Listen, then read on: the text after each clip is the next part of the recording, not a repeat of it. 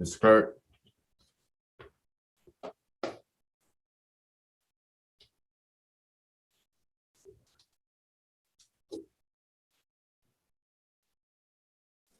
Yes, sir. Okay. I'll like a motion to reconvene.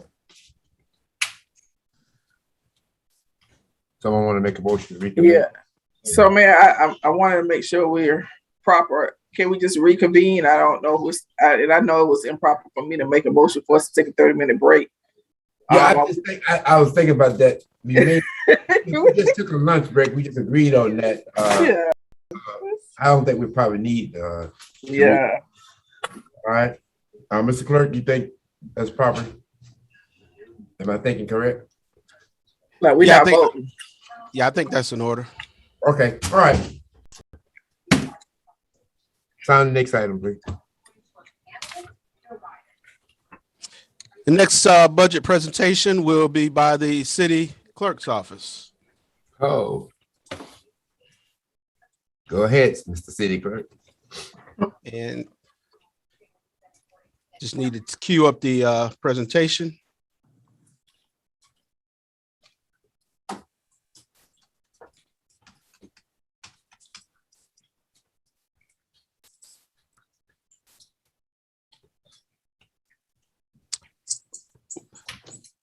One moment, the computer has frozen. One moment.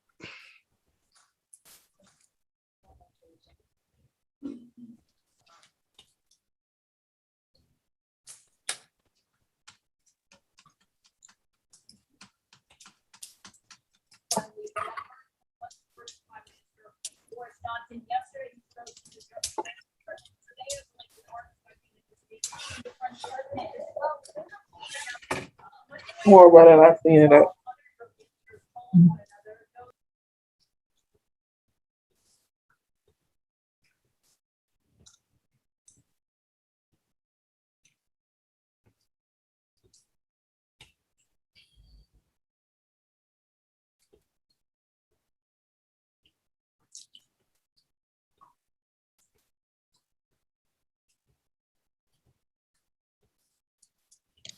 Okay, I think we're going to use the previous slide while the other one is loading. Well, good afternoon, Mr. Mayor, members of council, other stakeholders, and the general public. My name is Corey Adams. I serve as city clerk, and it's my pleasure to present the FY22 budget presentation for the city clerk's office. City clerk office serves as the official record keeper for the city, including open records, the administrative entity for council meetings, and the superintendent for municipal elections. Our mission is to provide efficient, responsive, and accurate information with the highest integrity and professionalism. We are a small department, but we would like to believe that we're one of the most important departments. I will start off with our FY22 goals and objectives. Many of these goals and objectives are in line with our mission to provide efficient, responsive, and accurate information. And we intend to do that through the use of technology. Number one on our list here is procure and implementation of a new online legislative review process and coordinating with the Information and Technology Department. This also goes in line with the second bullet point to procure and implement a new meeting management system, which includes a boards and commissions management component. And we're also doing that in line with the Information Technology Department. Those are going to be two critical objectives that we hope to achieve in FY22. And we believe that it will improve the process to move legislation and ideas throughout the city and ultimately before council for consideration. We have done significant work in both of these areas, and we're hopeful that by October, we'll be able to have a system that meets all of our needs. The third bullet point is reconcile all agreements and contracts approved by council and update the website. This has been a challenge The previous administration was not doing this, and it is my objective to get this updated on the website and have the agreements and contracts in place by the first of the year. The next goal and objective is to develop and coordinate with council meeting rules and procedures. It is my hope to have a document in front of you the latter part of this year that will not only outline Robert's Rules of Order, but also internal meeting rules so that the council, mayor and council can have a clear understanding of the rules and everyone will agree to them in terms of the efficient operation of the meetings. And lastly, we hope to implement a phased-in approach to achieving compliance with the records management and retention requirements. You heard a presentation 2 weeks ago from my office in terms of the initial steps of this process. This will be a multi-phase process, and it's going to take a lot of work, but we believe that in FY22, we'll be able to achieve this plan and have the city in compliance with the state retention schedule. Next, our FY21 significant accomplishments. As I mentioned earlier, we're an office of 4, currently 3, and I was able to bring on a deputy city clerk early this year, and that has tremendously assisted us in spreading out the workload of this office. We are in the process of hiring a records administrator who will allow the deputy city clerk to free up some of the things he's currently doing. And so that's a major accomplishment for the proper delegation of work in this office. Next, we completed an update of Municode, which is our code of ordinances. The major task here, and we were glad to get it done, was the city charter changes that went into effect in June 2020. That change had not been acted upon, and we were able to, after the first of the year, get the code completely updated, including the current elected officials, and get that the charter changes implemented. Next was we established a public comment process to allow citizens to provide live public comment at city council meetings. As many of you know, with the COVID pandemic, it was a challenge to transition to virtual meetings. We were able to successfully do that. We also were able to think outside of the box and look at best practices in terms of other cities and how they manage their meetings. And early this year, we have a process in place which I think is clear and allows the citizens to not only provide written comment, but also live comment, and communications for assisting in this regard, as well as information technology. We did a public information campaign, as well as developed a video to inform the public on how best to make comment at council meetings. Next is an item that I hope to check off the box, hopefully in the next couple months, is the development of an ethics board ordinance. This goes in line with the second bullet point in that the ethics board was changed with the charter change in June 2020. And it was my earnest effort to try to work with the city attorney's office to get a new ethics board ordinance before the council for their consideration and hopefully approval. I think it is very important that the city sticks with its previous commitment of being a city of ethics and have a functioning ethics board in the city. And lastly, as many of you know, this is qualifying week, and we are in the process of the 2021 municipal elections, with elections scheduled to occur on November 2nd, 2021. Up until this point, we've been able to work with Fulton County and get the proper intergovernmental agreement in place, as well as the other ancillary items that we needed to do to put on a proper election in November. Qualifying ends Friday, and we look forward to a robust and fair and honest campaign.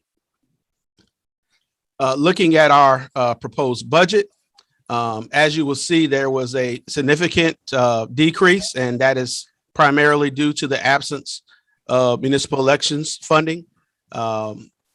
Next year, there will not be a city election. However, we will look to supplement the budget in 2 years for the next municipal election. Also, there were some changes in the hospitality accounts as well. Lastly, in terms of the head count, as I mentioned previously, we are a department of 4, and we have a lot of work to do, and we look forward to serving the city. With that, that completes my presentation. I look forward to receiving any questions from council. Thank you so much, colleagues. I see Ms. Willis's hand is up. Ms. Willis, go right ahead. I just want to tell Mr. Adams that he has been doing an amazing job. And he is very professional. And I really appreciate that, because dealing with 8 personalities, I know, is not easy, different personalities. I know I've been working with you all closely on a record retention legislation, and it's going to require a new system. And I didn't see that. Did you put that anywhere, or you just kind of mentioned it? Yes, I just mentioned it. It's actually, I guess the best way to look at that is we're still having discussions with the city manager's office in terms of the funding mechanism for that item. But that's we were hoping that would happen in FY21 or early 22. Okay. And you have enough staff? Well, I think we can always use additional support. We definitely are prepared to move forward and get the job done with the staff that we have been budgeted for. But I will tell you that bringing on and taking on this record management process, currently our records administrator is going to be tasked with leading that effort. I don't know if that's a job for one person, but we're prepared to get the work done with the bodies that we are allotted. So I would suggest that, we're in budget season, so we need to budget for what we need. If you think that record management system is not going to get here until mid-year, I would suggest maybe you request for a mid-year additional staff person. Yes, Mayor Pro Tem Willis, in all candor, we did submit for another position, but we understand that the budget is tight, and the city administration and finance didn't fund it at this juncture. But we will more than be happy to come back at mid-year and see if there's a reevaluation of our requests. Okay, Mrs. Sally Jones, is that what we're doing? Are we going to reevaluate his request in mid-year? Absolutely.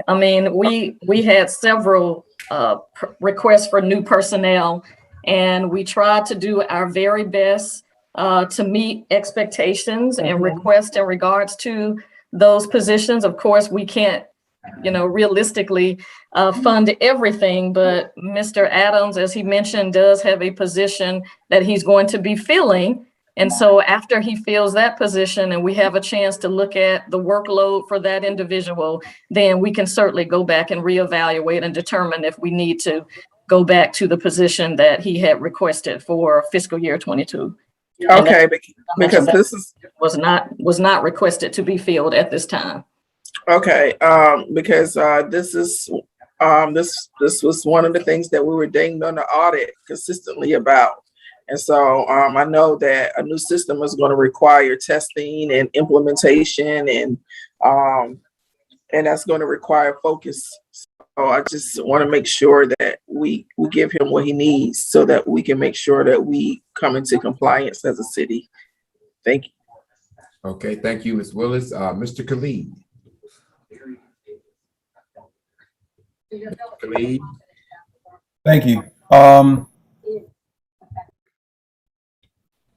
I touched on this, Mr. Adams, a bit with our communications department, but I do want to make sure that we're budgeting for fiscal year 2022 to do political education, not just on our 2021 municipal elections in November, but again that you talked about bills that changed the way we do business in the city. Senate Bill 202 changed our election system and our runoff elections in ways that people are still trying to figure out.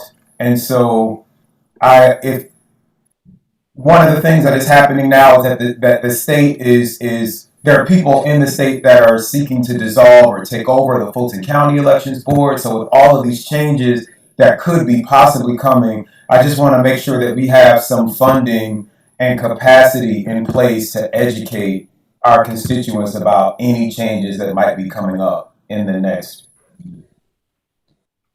And then lastly, you talked about this new ethics ordinance and ethics board.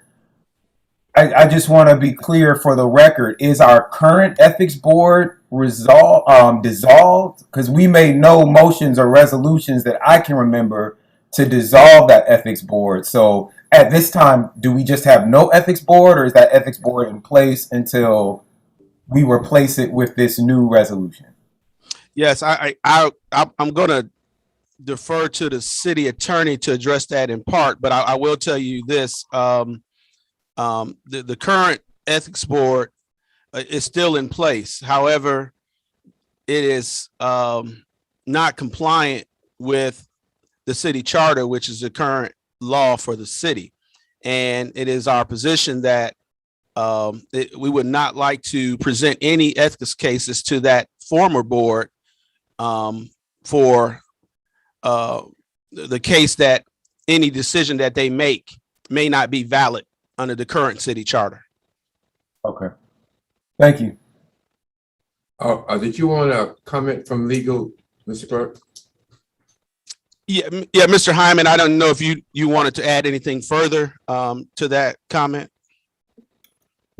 None other than a change is needed to be in compliance. That's just really all I would say at this time, because the actual change to the recommended proposed changes are in the draft orders have been circulating. Okay. You got that, Mr. And if I may, Councilmember Khalid, to your point regarding political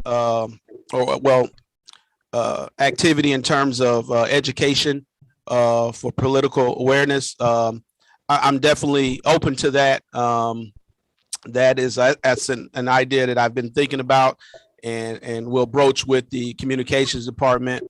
But we maintain communication with the Fulton County Department of Registration and Elections, and any new information that comes down through their office, they share that with us as well. And I try to share that with the council and staff. Okay. All right. Lastly, I just want to ask or just comment that in the last draft that I've seen, and I may not be up to date on all the drafts, it wasn't clear who appointed people to the pool, or I think that there was just still some confusion about the pool of folks that were that could be pulled from for these like random selections of the ethics board in this new configuration. Yes, and actually that legislation will be on your agenda for first read next Tuesday at the regular meeting.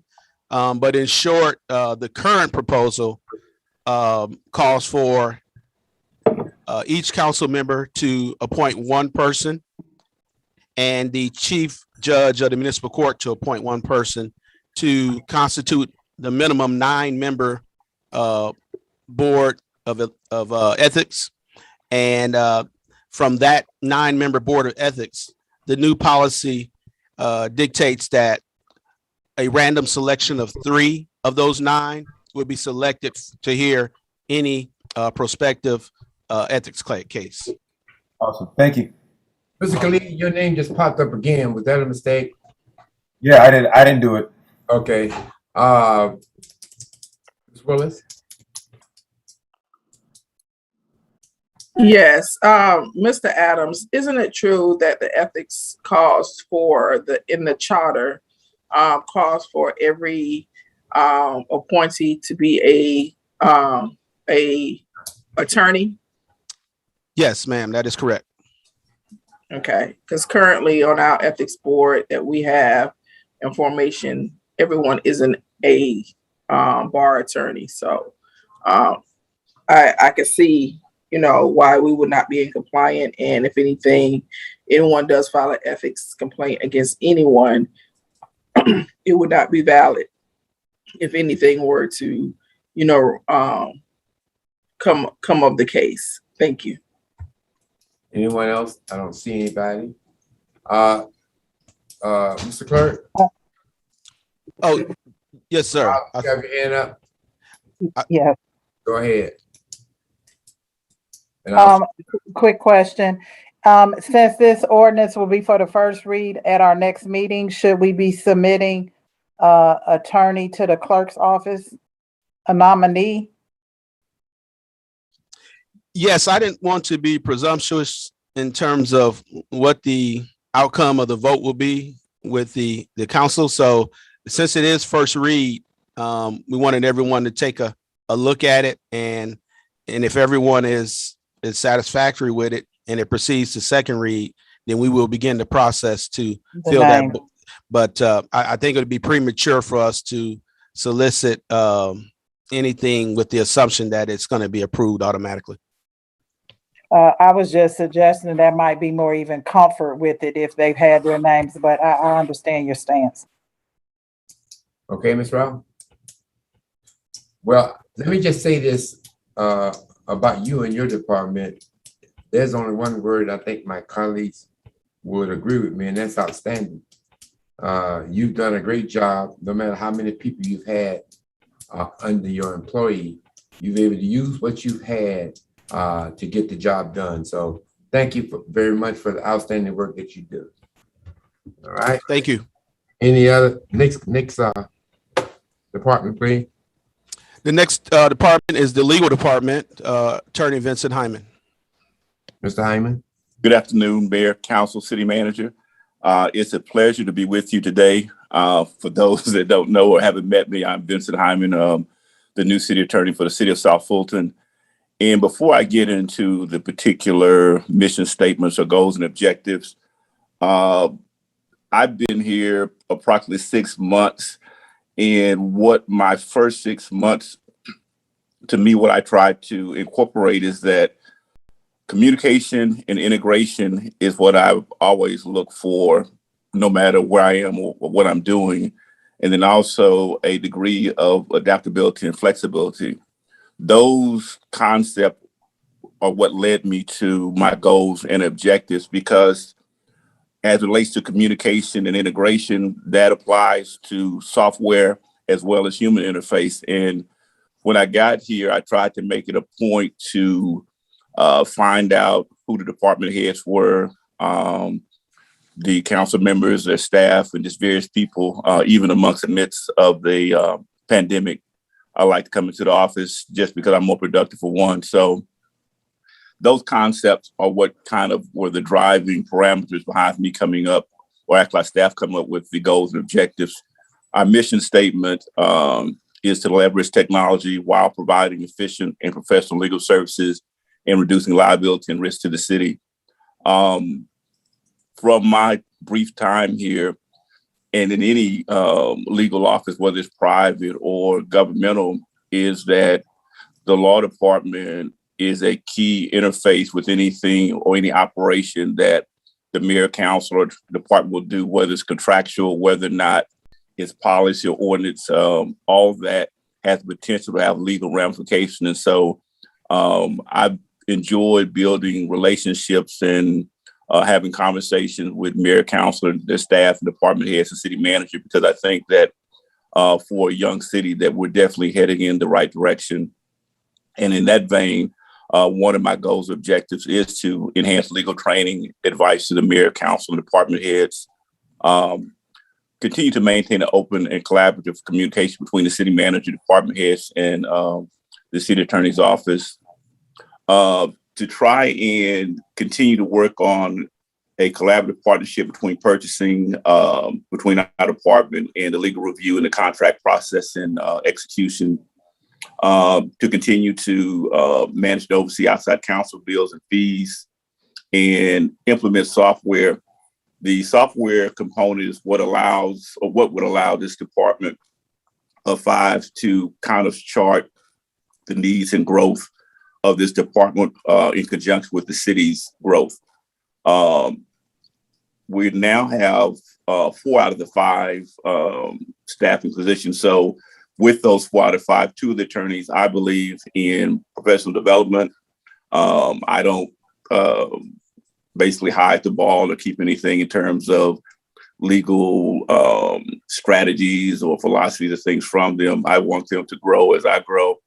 And so they're also cross-trained, although they come into the office with a primary skill set or areas of law. I like them each one to know what the other one can do as well as what I do, so that in the event that I happen to be out of the office for whatever reason, that somebody can feel that they can confidently ask them a legal question or regarding a legal matter. And continue to work on establishing a process for tracking and responding, handling legal requests and documents. Legal requests come in various forms. It could be meeting someone in the hall to a phone call or email. And so just having a good process for tracking that. Now we're switching to what our office has been able to accomplish within the 6-month time period. We've gotten an online e-filing system with the court, which is Odyssey, that allows us to do our litigation filings and other court filings, whether it be excess funds, interpleaders, those type of activities. We also have our e-filing system set up with the clerk's office that allows us to do the lien filings, cancellation, property search, and those things related to code enforcement. Also, I hired Mr. Samuel James back in April. He's my paralegal. I also hired an attorney, Miss Catherine Burnett. She came on board in May, and she primarily handles transactional matters as well as legislative and matters. And then Mr. Reginald McClendon, he was the last hire. He came on board in July last month, and he deals with zoning, land use matters, annexation, and even some election matters, as well as legislative drafting, reviewing. Also, I think, which I think is no secret, that we drafted ordinance as relates to us being able to virtually meet, continue to virtually meet our emergency mask and regular mask ordinances. Next slide, please. Also, another accomplishment is that we work hand in hand with the mayor, council, city manager in trying to bring Fulton Industrial on board, which the city and all those players were successful in doing so. Anyone that's met me or know me, I'm kind of a people person, so I like to continue to work on just open dialogue, communication with department heads, because one of the best things is that I'd rather have anyone, what's a counselor, member, department head, or whomever, talk to me before a problem arises versus trying to solve the problem after it arises. So that open dialogue communication helps us identify legal issues early on. Then lastly, the council, if it approves with the upcoming meeting, we will use the city's eminent domain powers for the first time to obtain 2 parcels for our Danford sidewalk project. Next slide.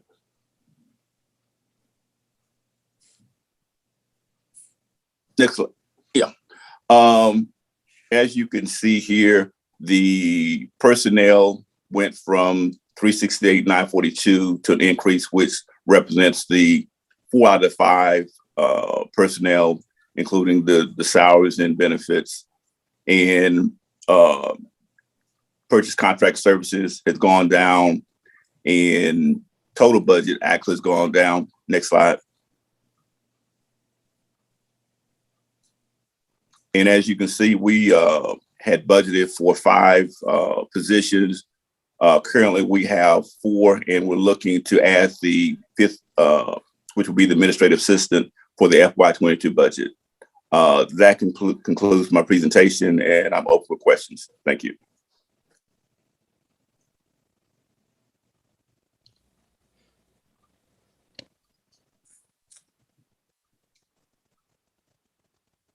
I'm in the queue. Thank you so much, Mr. Hyman. I do see you, Ms. Gilliard. Go right ahead. Mr. Hyman, how are you? Yes, ma'am. Thank you for your presentation. I believe when we heard from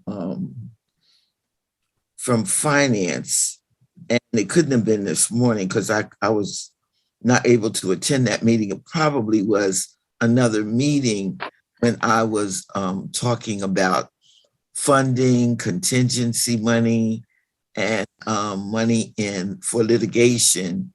And I was told that there would be litigation money in the legal department's budget for 2022, but I don't see that there. So can you speak to that? I mean, I don't see anything for litigation. So if there is any litigation that you're going to have, how is it going to be funded? There is litigation funding, and that was in what they consider to be the outside contracting services line of my budget. Okay. Okay, as long as it's there, I see it there. Yes, ma'am. Okay, thank you. Thank you, Well, you're ma'am. Mr. Khalid. You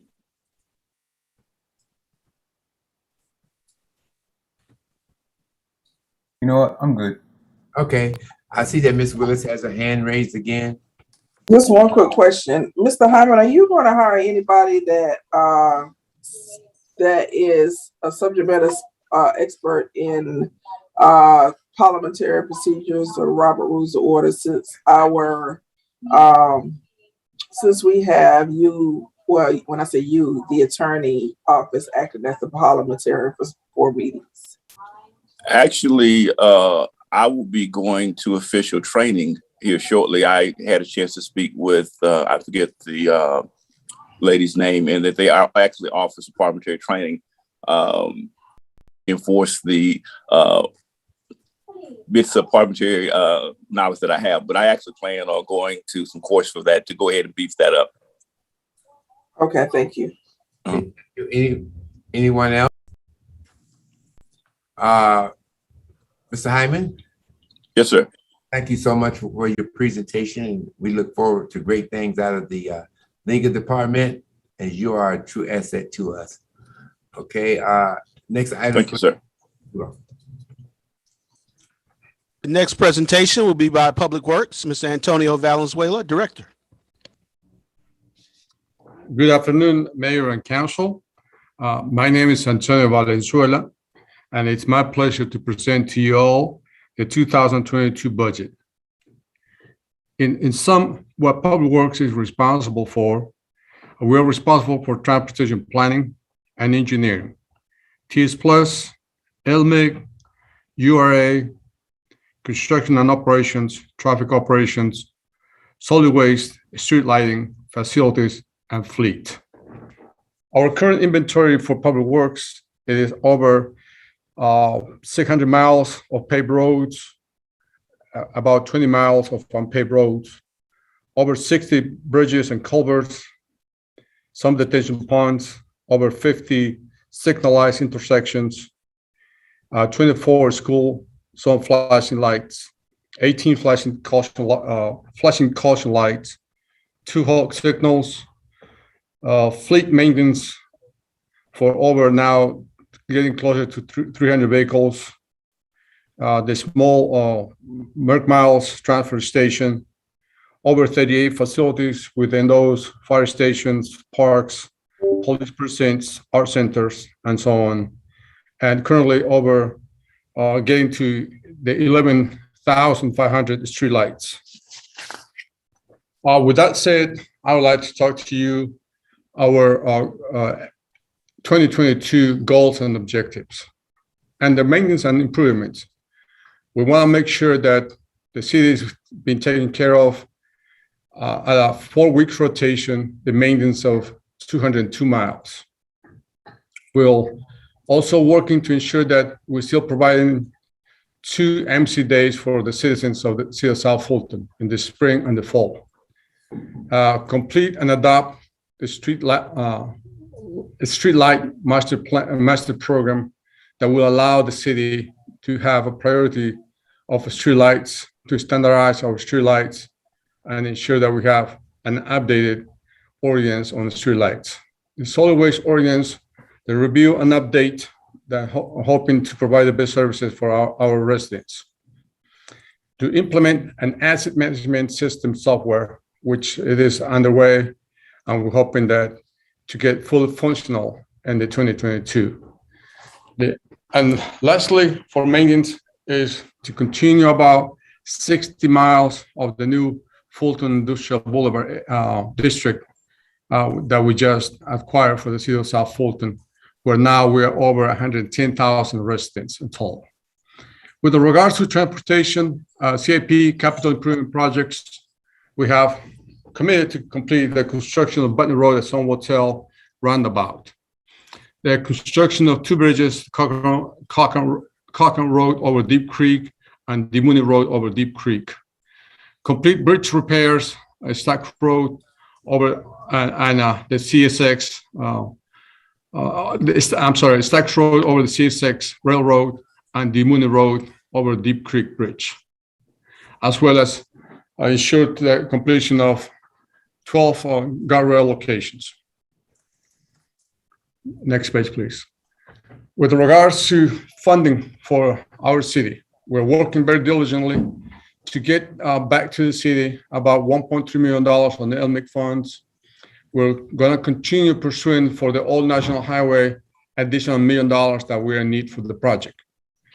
With regards to TIS Plus, we have a list of projects that are getting ready for construction, and an average of about $16.7 million projections for 2022.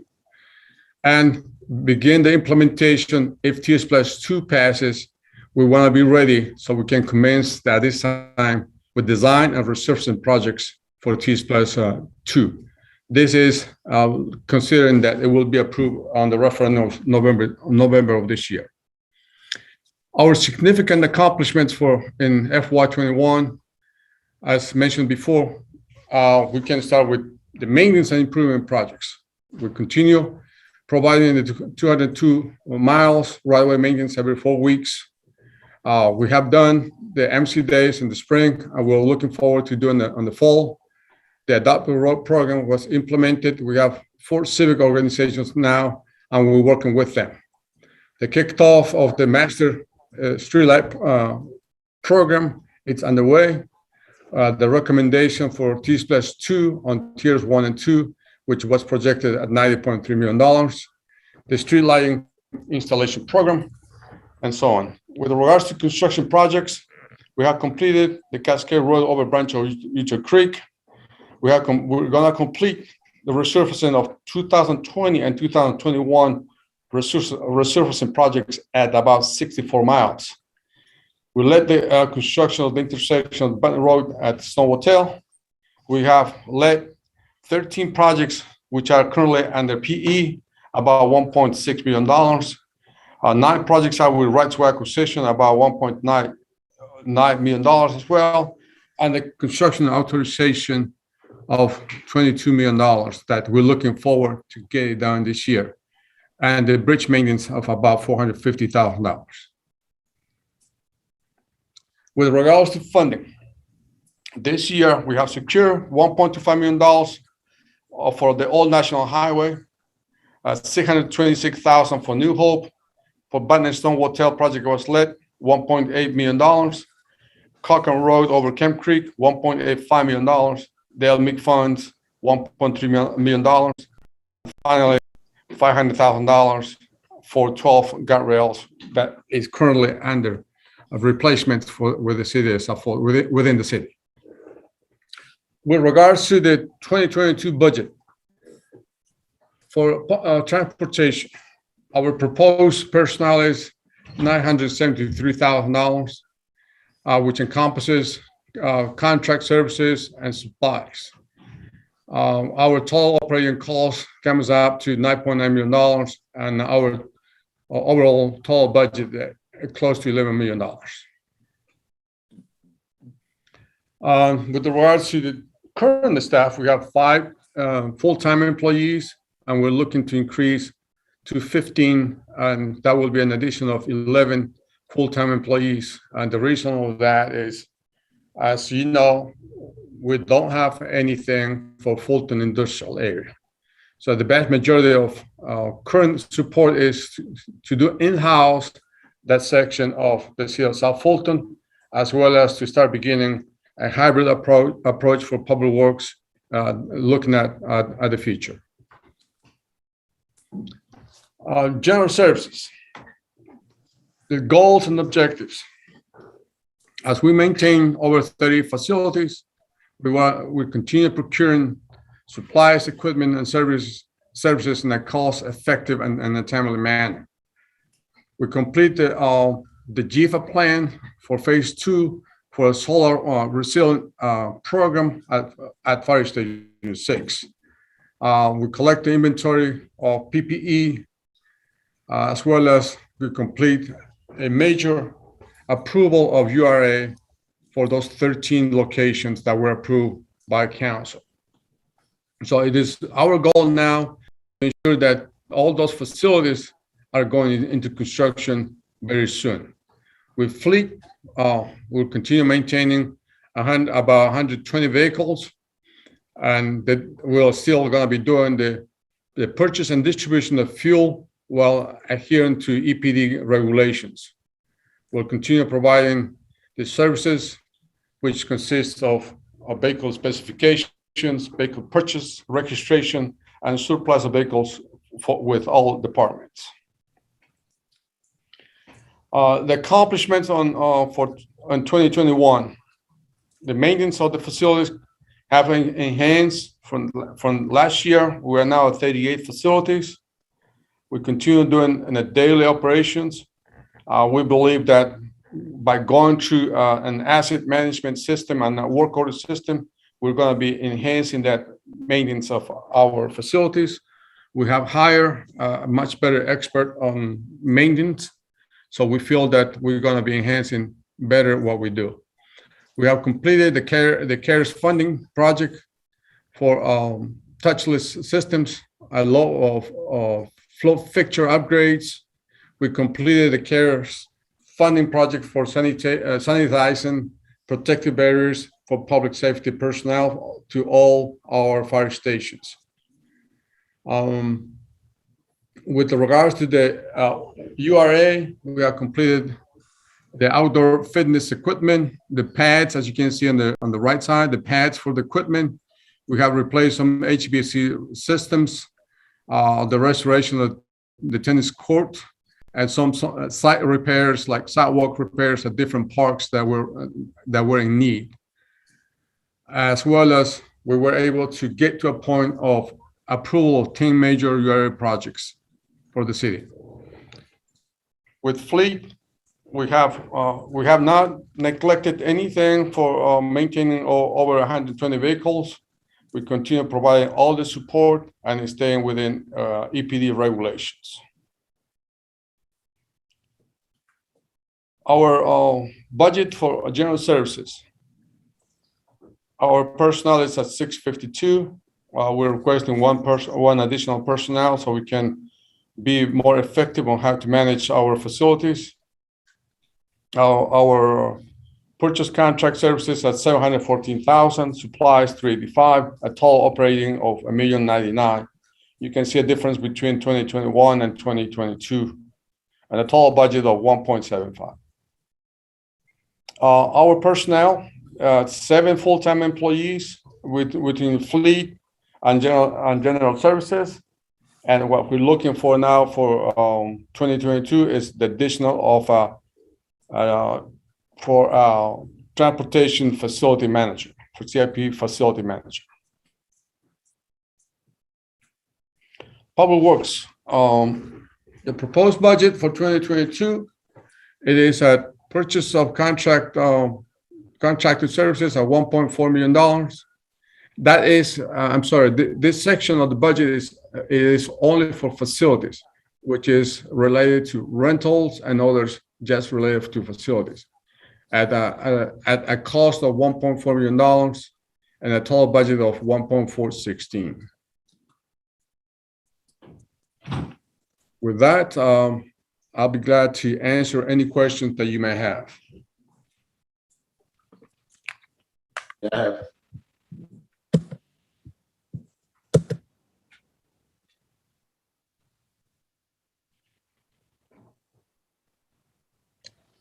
I have a question. My hand raised. Mr. Mayor? Let me say, I see Mr. Cleve was in the queue, and Mr. Reeves, you got your hand raised. That's all I say at this time. So and Ms. Gums have just joined us. So Mr. Khalid, go right ahead. I'm going to drop out and come back and let those two go first. I'm still formulating my questions. Thank you. Okay, you're welcome. Thank you, Councilmember Khalid. I want to have a very specific question here as it relates to Stacks Road Bridge. Is that was slated for repair to begin underway? It was at execution, and so it's slated to the repair was slated to happen sometime this month, correct? Yes, Mr. Reeves, that is the case. Now, I have explained the reason of the delay on the repairs of that bridge, but if you need additional explanation, I will be glad to provide that as well. No. You did a very great job at explaining. So, which leads me back to this is so, but based on that,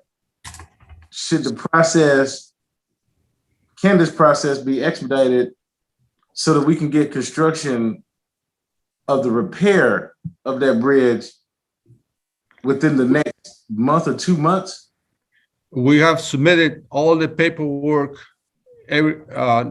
needed for this project to our purchasing department. It is my understanding that it should be approved anytime and should be back on the street anytime as well. With that said, our purchasing department should advertise for 30 days or 20 available days. And hopefully then after that, I've been able to present a recommendation for award to the council and get back to construction as soon as possible. So it will be based on the timeline, council's approval should be at the September meeting. It is feasible. We'll have to push and discuss that to ensure that the dates might not meet with the date set for council meetings, but I will be talking to our city manager and Mr. To ensure that we're able to fit in at the next available council meeting after receiving all the bids and bid tabulations are being done and ensuring that we check every single item that is submitted to us. Correct. Make sure all the boxes are checked. And so, Madam City Manager, I will just say that could we put this on the watch list, and so that we can ensure that the construction of the repair of the Stacks Road Bridge can take place and be completed this year? Thank you. Okay, thank you, Mr. Reeves. I have Councilwoman Gums, then Mayor Pro Tem Willis, then Councilwoman Gilliard, and then Councilwoman Robb. Ms. Willis, go ahead. Mr. Valenzuela, thank you for your presentation. I have just a few quick questions. Have we budgeted for increased litter pickups? I know we're currently on a 4-week cycle, but some areas need a little bit more frequent attention. Have we thought about, I guess, putting some more budget towards that or increasing in that particular area for litter pickup? And even in the right-of-ways as well? Yes, ma'am. We heard loud and clear to our council and residents that the 4 weeks rotation and the litter pickup is not enough for the city. So taking that into consideration, we have taken a second approach and hopefully been able to do at least a 3-week rotation and have a better dedicated staff for litter pickup. Okay, so 3-week rotation, you want to move that to? Is there possible like maybe 2 weeks for the major corridors? The intention is to begin with, is stay with what we have, increase on the state routes that we haven't done it. The state does every 45 days. We plan on doing it in between those, so that will bring us possible every 3 weeks and so on. So we're trying currently a hybrid approach at this point. And we started that process early this month. So we're gonna go through September, and hopefully things will change, as you might see it on some areas of your districts. And then after that, we're gonna have to rebid some projects and see how we can handle and squeeze better the rotations. Now with the hybrid, who will that be? Additional staff that you would need, or how will we do the hybrid approach?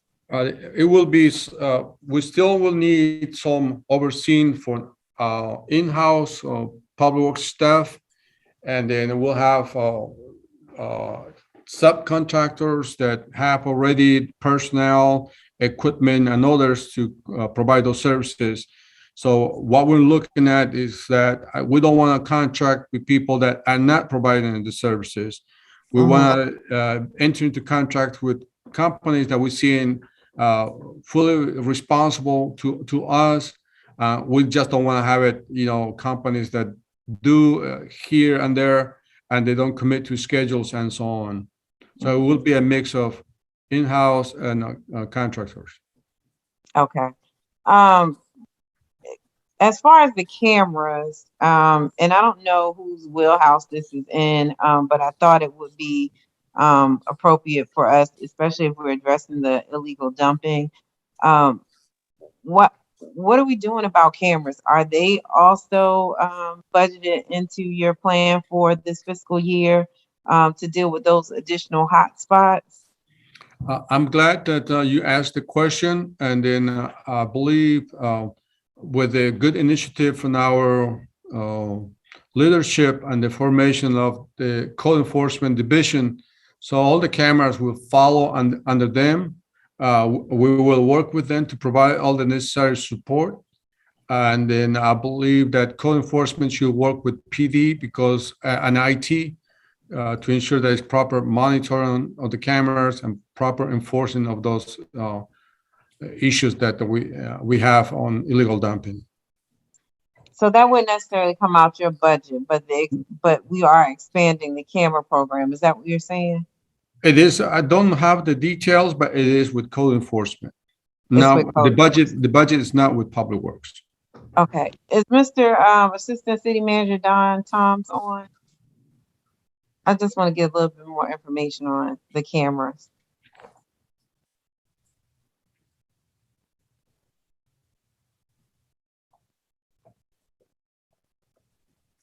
City Manager Jones. I think Don is still on, but if he's not available right now, I'll be glad to try to answer it.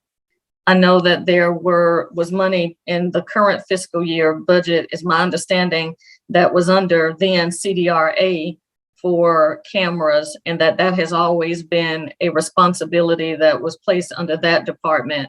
But I mean, we have a proposed budget for supplies for CDRA, and we can look at including the purchase of cameras for that purpose. Yeah, I definitely think that we need to expand the program because, again, we still have considerable illegal dumping, and we're not able to, I guess, connect the dumping or find anyone for that behavior. So if we need to expand the program to get more, because the only way this is going to curb is if we start instituting some consequences. So Right. I think if we really definitely focus on trying to expand that camera program and then start, providing these citations, I think that would be helpful. So I just hope Yeah. somebody really focuses on that. And my last question, in regards to sanitation, how much of this, in regards to sanitation, is being proposed for personnel? And I guess that's Valenzuela. Yes, ma'am. We are looking to hire one personnel that will help us to monitor with solid waste. Is that a liaison or coordinator, or? It will be a solid waste coordinator. Okay. And that would be a body that you will be managing, not a contract or anything. Yes, ma'am. That will be under Public Works. Okay. I think that concludes my questions. Thank you. Ms. Willis, you're on. All right, thank you. Mr. Vansuelis, did I understand you correctly when you said that we're trying to transition and stand up our own public works department? At this point, we're not transitioning Public Works, but we're going to be doing a hybrid approach, and we're going to start with Fulton industrial area that we're fully responsible now for maintaining. Out of that, we'll start expanding and see how we can do in the near future. Okay, I just want to make sure we have the resources and we have the equipment, because residents, did you budget for us to do street sweeping? Because right now, how often are our streets being swept? It's a good point that you make, Ms. Willis. The budget to do street sweeping, it is there under our operations and maintenance being managed by Jacobs, but unfortunately, it only allows to do one rotation every quarter. So that doesn't really help the system. So instead of doing that, we think that if we don't acquire and street sweeping, that we should be doing at least on a weekly basis. We prefer to do more litter pickup, more maintenance on the right way, that the roads will benefit much better on going on that route. Right. So if we're going to be managing our own public works division, and we don't even have for Fulton Industrial, and we don't even have a street sweeper, I mean, how effective are we going to be? And, so you saying we're not doing any street sweeping in our city? Right now, we were doing at 198 miles, but the budget only allow to do once a quarter. So, but when you sweep once a quarter, you don't see the difference. You don't see the benefit. So the benefit will stay if we acquire eventually our own sweeping, which the roads will be swept at a rotation at least once a week, or twice a week, or at least sweep the main corridors where we have sidewalks, gutter, and curb and gutter. That will make a difference. So for FIB, it's still the areas on FIB, the inside roads do not have curb and gutter, or a lack of sidewalks as well.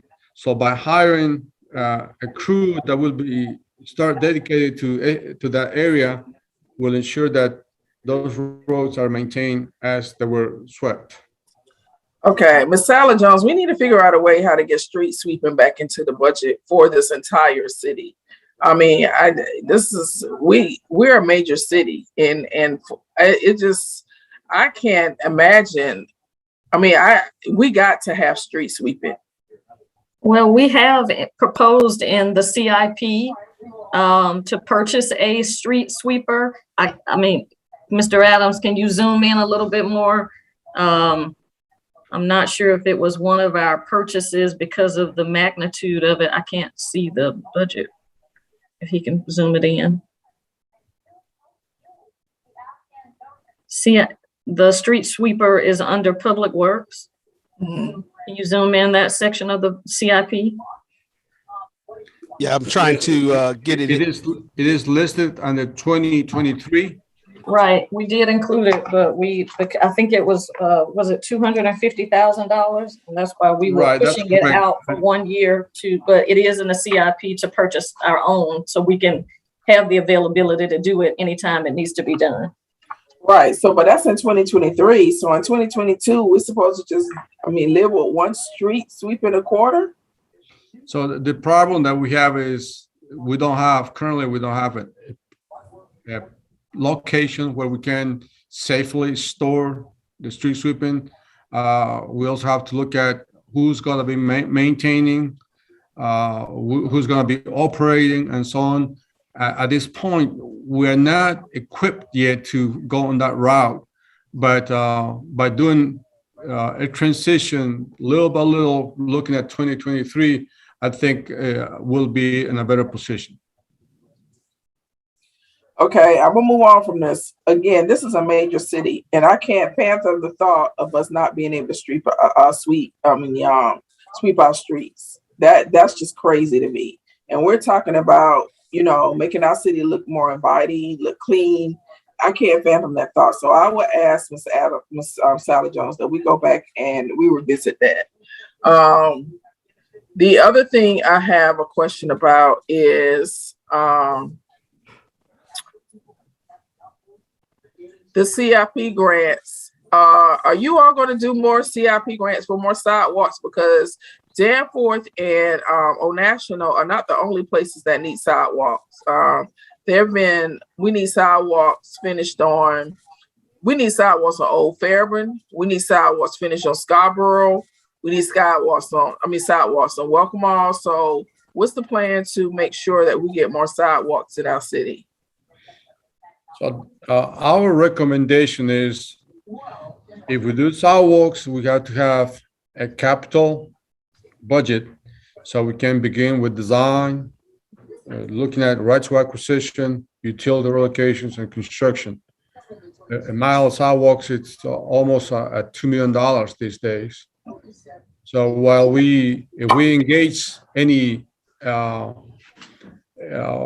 opportunities with ARC and looking at federal funds, it's just honestly, it takes forever to accomplish a project with federal funds because of the regulations and the constraints that we have. So it will be much better to do with local funds. And one option is to see if T+2 gets approved, where we can utilize some of the money for areas where we are in very need of sidewalks. That's one option, as well as anything that is related to a small program which is called TAP or LCI. But the problem with those two types of funding is that they have to be within a restricted area. We just can't apply for areas that the city doesn't have LCIs. Okay. And what about it wasn't an LCI study, it was a CDAP study. Are you looking at ways we can fund the CDAP study as well for Washington Road that was completed by ARC? We will look at that with ARC, and any opportunity that we have, we will pursue. But again, just to give you examples on the amount of time that it takes to build with federal funds, it is much larger. But let's hope that T+2 is approved, and we have increased a bit of the money for unforeseen conditions and so on, where we can perhaps utilize some of those funding and then request additional funding for shovel-ready projects for 2023. What I would suggest is that you work with our communications department and budget for a mailer to go out, educating our residents on the pros and cons of that T-SPLOS that is going to be on the November. Yes. Yes. Lastly, did you ever, you were supposed to talk with GDOT and use and leverage support for their state contractors to help get a reasonable cost to maintain our right of ways. So they do it every time they cut the grass. But when Mr. Donald was here, what Kathy recommended is that we work with them we use their contractors they're using in order for us to augment the grass cutting in the right-of-way cleaning. And we set aside money last year's budget, but I didn't see where that happened.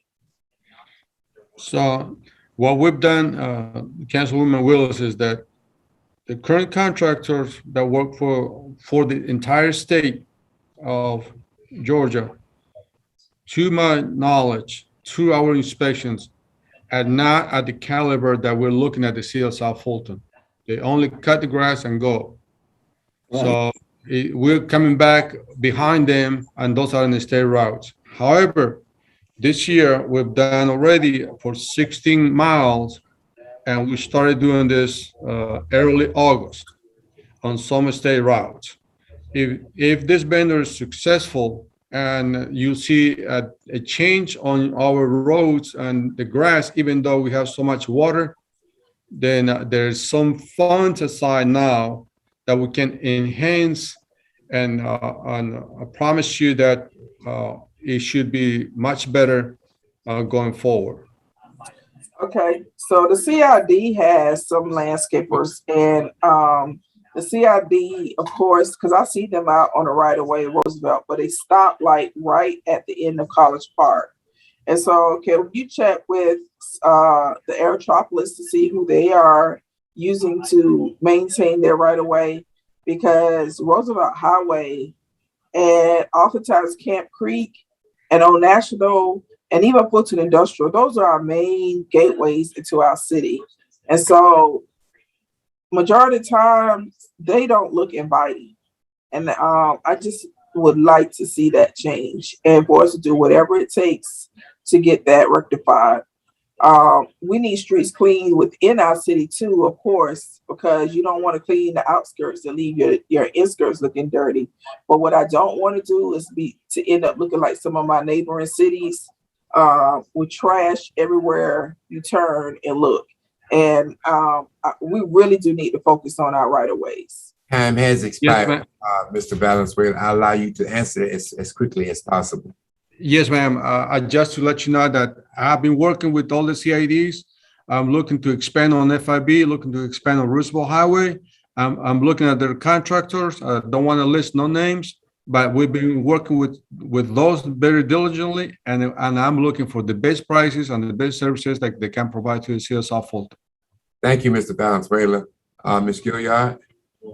Thank you, Mr. Valenzuela. There seems to be some confusion as it relates to citizens and their understanding of solid waste. I do not believe that there's anything that we have circulated publicly to talk about what direction we're going in, why we're going in that direction, how it will affect citizens, the cost of it, and so forth. So I heard you mention it briefly a few minutes ago. Can you speak to that a little bit? With regards to solid waste, currently we have a free market throughout the city of South Fulton. About within residential and commercial providers, we have over 10 of those providers currently providing solid waste services. Mm-hmm. Citizens still can pick up at their own leisure whatever vendor they have. To say if that system is working, yes or no, we have done different approaches. Some do, some they don't. So we're working internally to see if we can have a better program for the city, a better system for the city.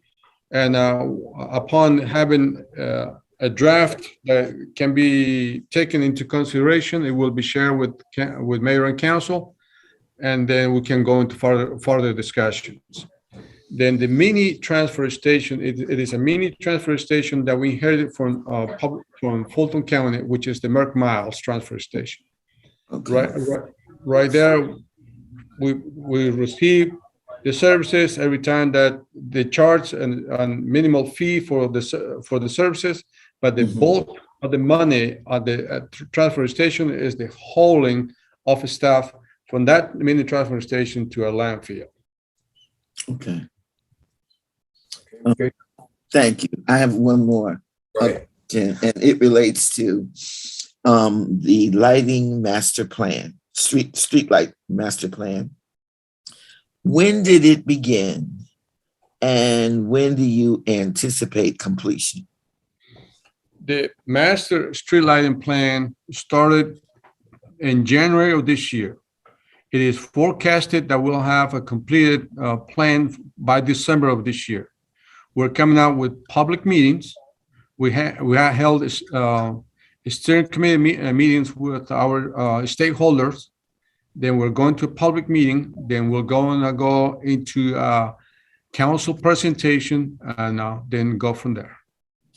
Okay, so how are you going to include in the plan streets that are state streets? Are they sitting at the table and having a discussion about how they're going to provide lighting for the state streets in our city? So the position of the state is this: they own the rights of way, and then if we want streetlights on the state route, we have to look for encroachment permits and so on. But we're looking at all the roads that we have, and it is going to be the public and the stakeholders' desire to present the best plan for the city. Okay, and my last question: prior to beginning the streetlight master plan, how was the decision made in terms of where new streetlights were going to go? We have not made any decisions. We have taken an inventory. A consultant has taken the inventory on Greystone, on Georgia Power, and everything that they found, about 11,500 streetlights. So the final decision is going to be upon the needs, recommendations, stakeholder, and the public, and we present it back to you. Someone is not muted. Someone's not muted. Would everybody mute their phones, please? Go ahead, Mr. Valenzuela. Yes, Mr. Mayor, that was my response with on street lighting. Yeah, the reason why I asked that question is because I know that from West Dubs to Highway 92, Butner Road has major streetlights that are new within the past 9 months or so, even probably before then. And I was just wondering how that occurred. Yes, ma'am.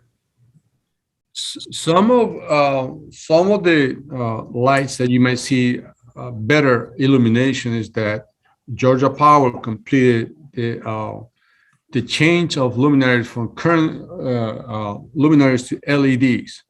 So you can see sometimes, why is this brighter than before? And it's just that we're the transforming of or upgrading of luminaries. And we have installed at some existing poles throughout the city.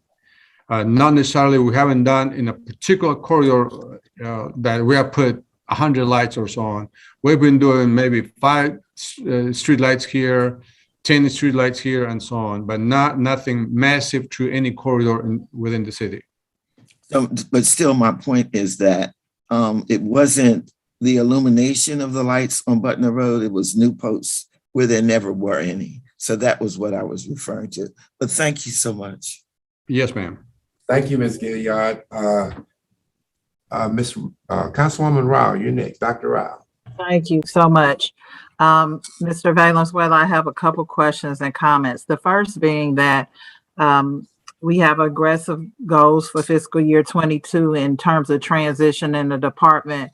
But I want to say, or at least go on record and say, my number one priority is to see that we transition or change our service collection model for trash collection. I definitely, whatever you do with that plan, I would like to see that when you're covering an area, there's a provider there only one day of the week. If it's Tuesday and you're going through a district or however you identify these zones, that we won't see trucks every day. So I wanted to say that. Second, we know that the city will get an allocation of federal money for infrastructure investments. And one of the things that I hope we look at, because you have indicated how complicated it is managing these federal funds, to begin to think about that now, particularly around those nodes where we're expecting increased density, to begin to think about that, figure out what if it's road widening or sidewalks or whatever to support that growth, that we begin to think about that money to support that. I guess just because things are going the way they are, I'm just seeing the effect of that, particularly in Sandtown, because the growth is coming fast. And I'm assuming that's going to happen to those other areas when they get that first project. And it's so much harder to catch up. Whereas if we just begin to think about it now and tying into that transportation plan we've done to figure out what projects would be teed up first.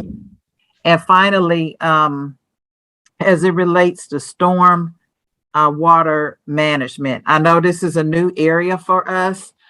Can you describe a little bit, you're just talking about implementation, but can you share a little more about what that will entail? Because of course, I don't know, I've had a lot of issues with storm water issues in my area. Can you express that for the benefit of the public? What is that going to look like over the next year? Yes, ma'am. Let me just say that we're taking well notes of all your great input provided to us. With regards to stormwater, the best definition I can provide is that it is our responsibility to ensure that water that gets into our inlets, when it outflows it's also clean. That's the best definition, to ensure that those waters are clean. So right now we have different issues. To begin with, we don't have an inventory of our inlets. We have a huge backlog of maintenance and upgrades of our stormwater system. It's a mix of system that we have. It is open system and closed system. We've got to get those done. And then lastly, we have to educate our community on how to deal with water going through our inlets. We got to get away of discharging into our rivers stuff that shouldn't be going into it. Our inlets need to be free of debris, free of advertisement tags and others that we go into it. And our main plan out of this is to have a master plan, a master stormwater plan for the city of South Fulton. What this plan will do is we'll inventory everything and will provide the needs for immediate needs and long-term projects. Right now, our backlog of sinkholes, drainage issues, inlet maintenance, the tap replacements, catch basin replacement, pipe replacements, it's getting close to $3 million. So what we're requesting here is to have a separate stormwater division that can handle those things, and have a stormwater system for us, a master plan that can give us the guidelines on how to stay in compliance with EPD, as well as providing the best services to our residents of the city. Okay. And just one follow-on question. The cleanups that are done, is that in support of the MS4 program, the city's efforts to clean up, that supports that work? Yes, ma'am. It is part of MS4. On this program, in order to be in compliance with EPD, they have multiple regulations. We have different things that we have to do throughout the years. And we are to inventory many things. We are to clean many areas. There's a percentage of what we have to clean. There's a percentage that we have to inventory, and also work and educate our community. There's work that should be voluntary work, and so on. So documenting that, even the initiatives that we as council people do support that work, right? That's correct, ma'am. Okay. Thank you. I don't think I have any further questions. Thank you. Thank you, Dr. Rao. Mr. Khalid, you're on. Thank you. First, the master plan for lighting. Does it make allowance for rural areas of our city where residents have expressly said they do not want streetlights? Oh, the master plan is open. It is for, we are neutral. We are providing the experts to discuss with our communities, to discuss with the state, our experts here at the city, and so on. We're taking into consideration all comments and all plans that we receive from our residents. All right, perfect. Thank you. Because I do know that there are some people who have farms and they moved far out and they want to see the stars at night. So I just want to make sure that we don't light up their street if they don't want it. This is a question I've gotten from several residents, including BK, who's in the chat right now. How much money is in our budget to maintain the sidewalks after we install them? Because some of them are looking pretty bad. So this is what we've done, Councilman Khalid. We have $868,000 under our Jacobs contract for operations and maintenance. Unfortunately, those $880,000, it goes very fast because while you do pothole repairs, concrete repairs, dirt road maintenance, disposal fees, paving markings, some part of street sweeping, traffic counts, and others, it is very slim. So we have put additional funding for maintenance. All right. So can I? I'm sorry. Just could I get that dollar amount? What dollar amount is in the next year's budget for maintaining the sidewalks that we're installing everywhere? There's not an additional amount and specific amount of money just dedicated for sidewalks. Since our needs are huge, we have increased by. Let me back it up into my budget and see how much more we put for operations and maintenance. We've put additional close to $500,000 that will be for different needs. Right. You know, I love a dedicated fund. So, I mean, it would be nice if we had that number broken out. I just want to make sure that as we're putting all these sidewalks in everywhere, they're going to be brand new, that in 2 or 3 years, they don't look bad because we didn't specifically set aside money to maintain them. Am I clear in hearing you say that there is currently no plan to move to a single service provider or a new sanitation model? There's nothing in the works for FY2022.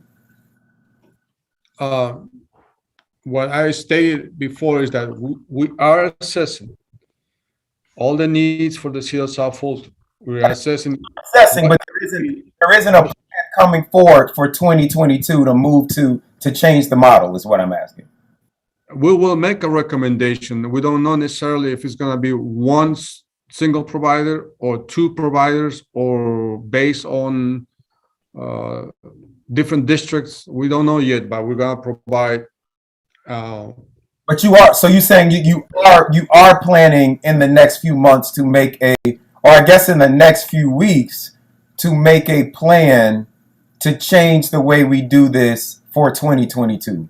Mr. Khalid, the answer is yes. Okay. That would be forthcoming. Is it going to change? Is it not going to change? We can talk about the details later. Did I hear you say that the staff that we're bringing in first for Public Works is going to be focusing on FIB, and then we're going to expand that out to other areas? Yes, sir.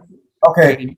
Yes. All right. I thought that's what I heard, and this is just more of a comment because I keep hearing that we don't make separate budgets for districts. Yet in every one of these presentations, it seems like there are specific slides for FIB. The next thing that I want to say is that you talked about us not necessarily being satisfied with GDOT cutting of our right of ways, but it is also my understanding that all of the other cities that have incorporated, when they incorporate, cutting those right of ways becomes their responsibility, and that GDOT's cutting every 45 days is only a courtesy that they are providing for us. So, do you have anything to say in response to that? Because that is what I've heard from GDOT.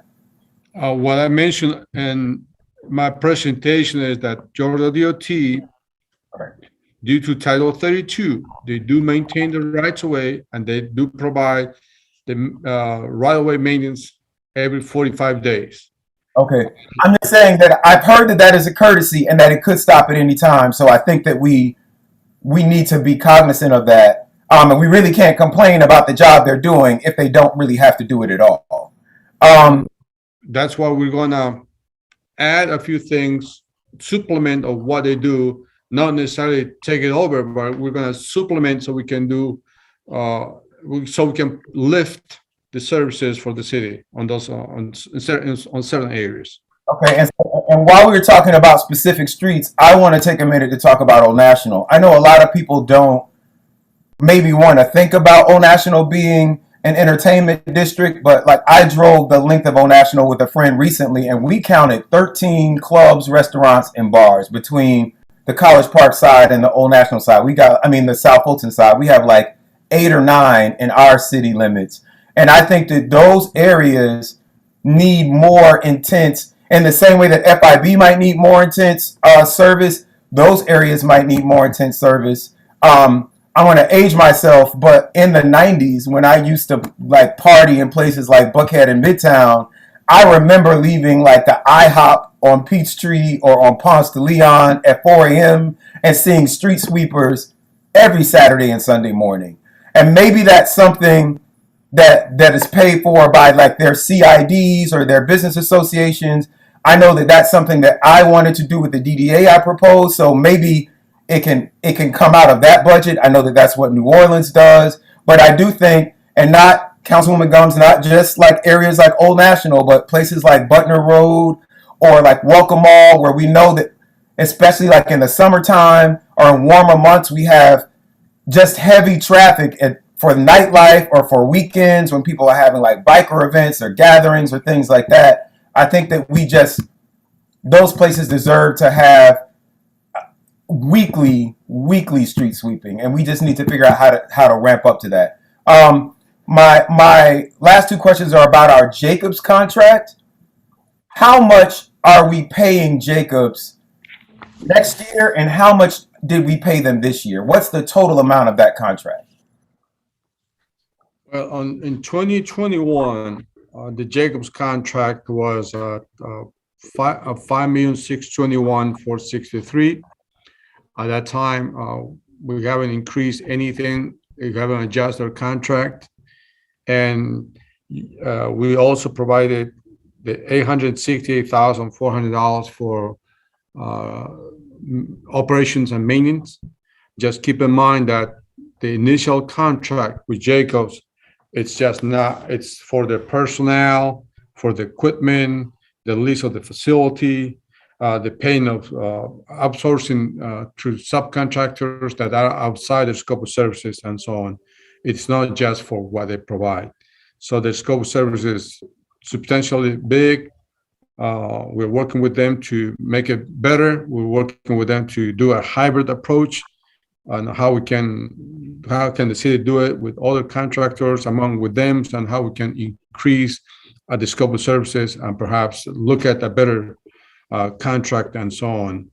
On 2022, the contract for Jacobs increases based on the cost of living adjustment of 4%. So the contract net is $5,846,322, and we're still gonna provide the same amount for maintenance, operations and maintenance of $868,400. All right. And so what I would like to see, and maybe if there's someone from Jacobs who could help you answer this question, is, but like, what is not covered by that $5 million that, since we really have no other public workers of our own, what are they doing in other cities that they are not doing for us? What's not covered in that contract?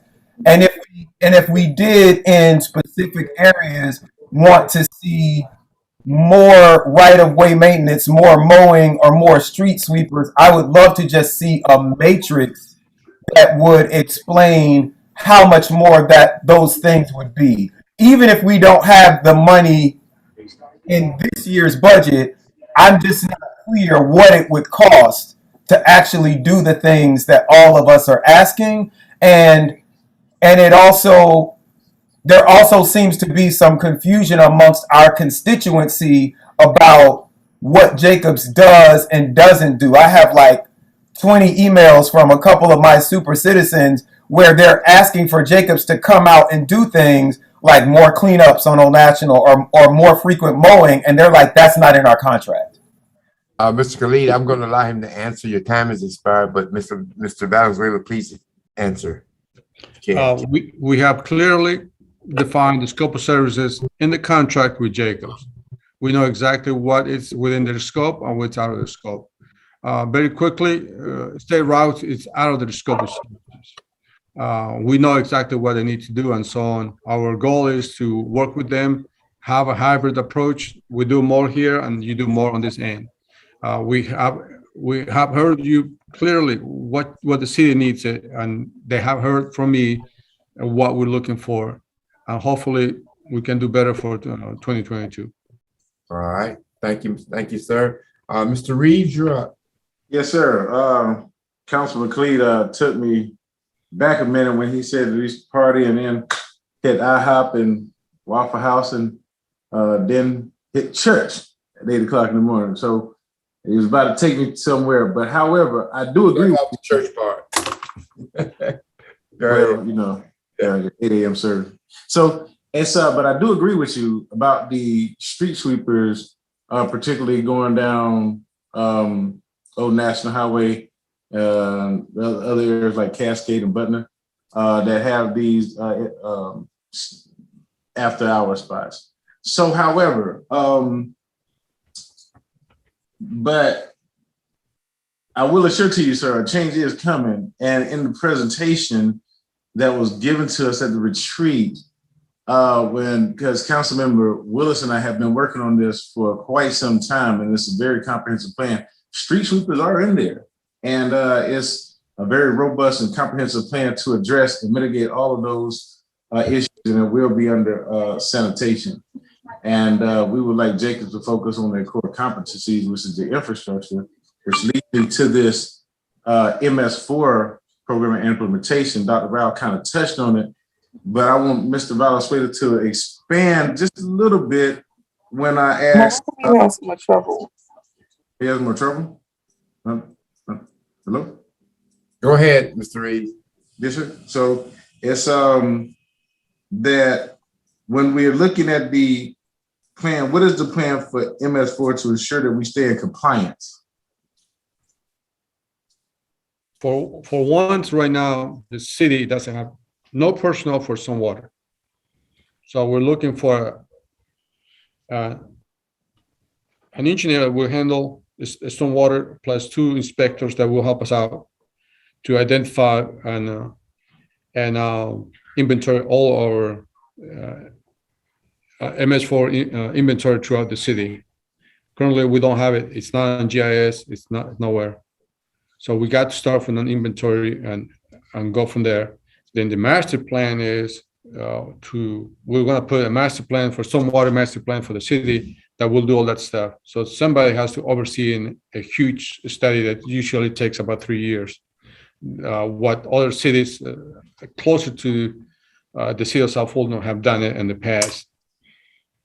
And somebody will have to inventory as the master plan starts evolving. Somebody has to be part inventorying what we have. Okay. This MS4 was brought to us some time ago, correct? Yes, we just became by APD recognized as a permittee MS4 for the city of South Fulton. Right. So at best, because what you said was we have no inventory, any inlets, and we have these drainage issues.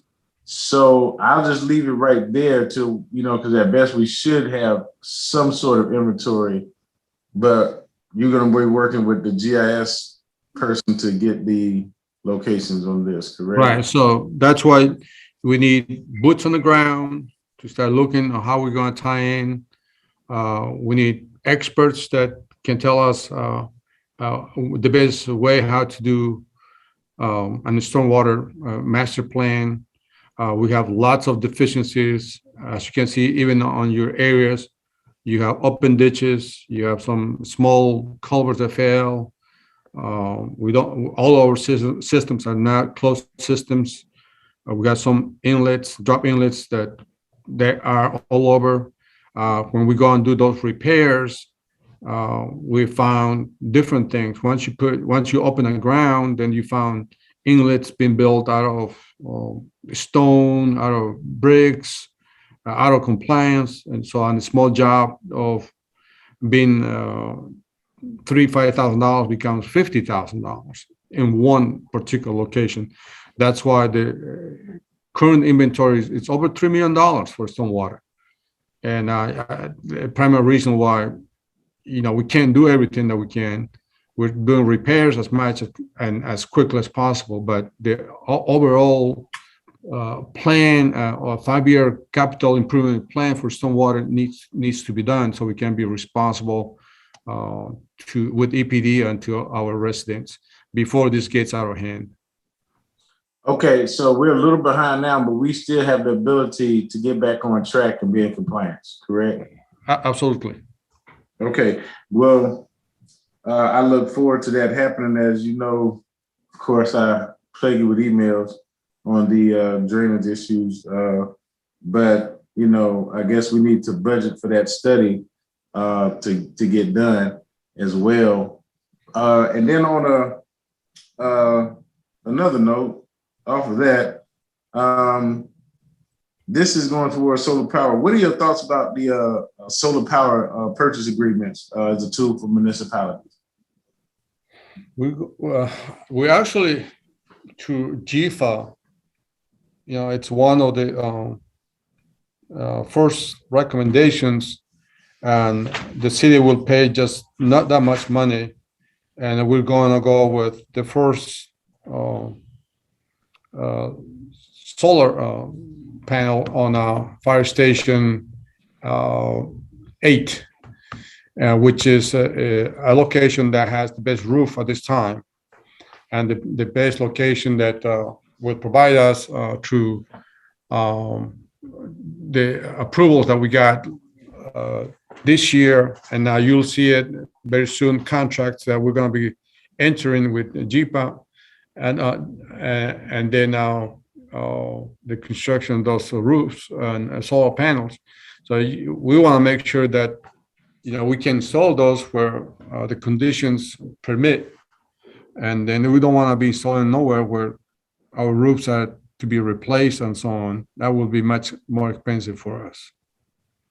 Okay. But as we are going to be moving and replacing and providing new roofs to some of our facilities, if Fire Station 8 is a good example for us, most likely we'll be moving on that direction as well. All right, because those have benefits towards energy that we can utilize. It.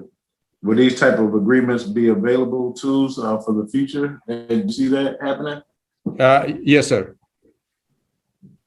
Absolutely. Thank you, Mr. Valenzuela. Appreciate you. Thank you, Mr. Valenzuela. A couple of things I'd like, well, just one really.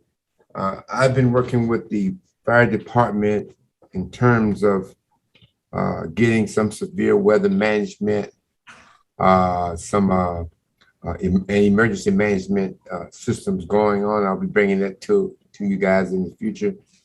But we've had several cases of severe and inclement weather. What have we implemented until such time these other things get on board? What are you implementing that you've learned from the last situations that'll help us in the future?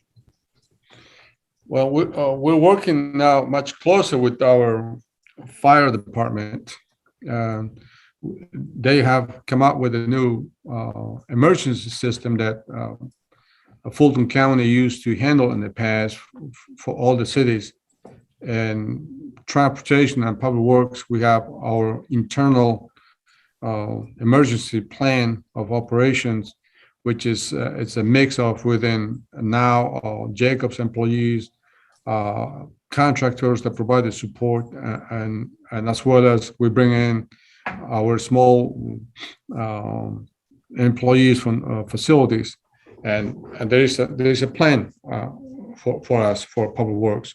Now we're going to merge our plan and provide all the support to fire, so it should be a smooth transition on those cases. That part I know. That's the part I'm telling you we're working on.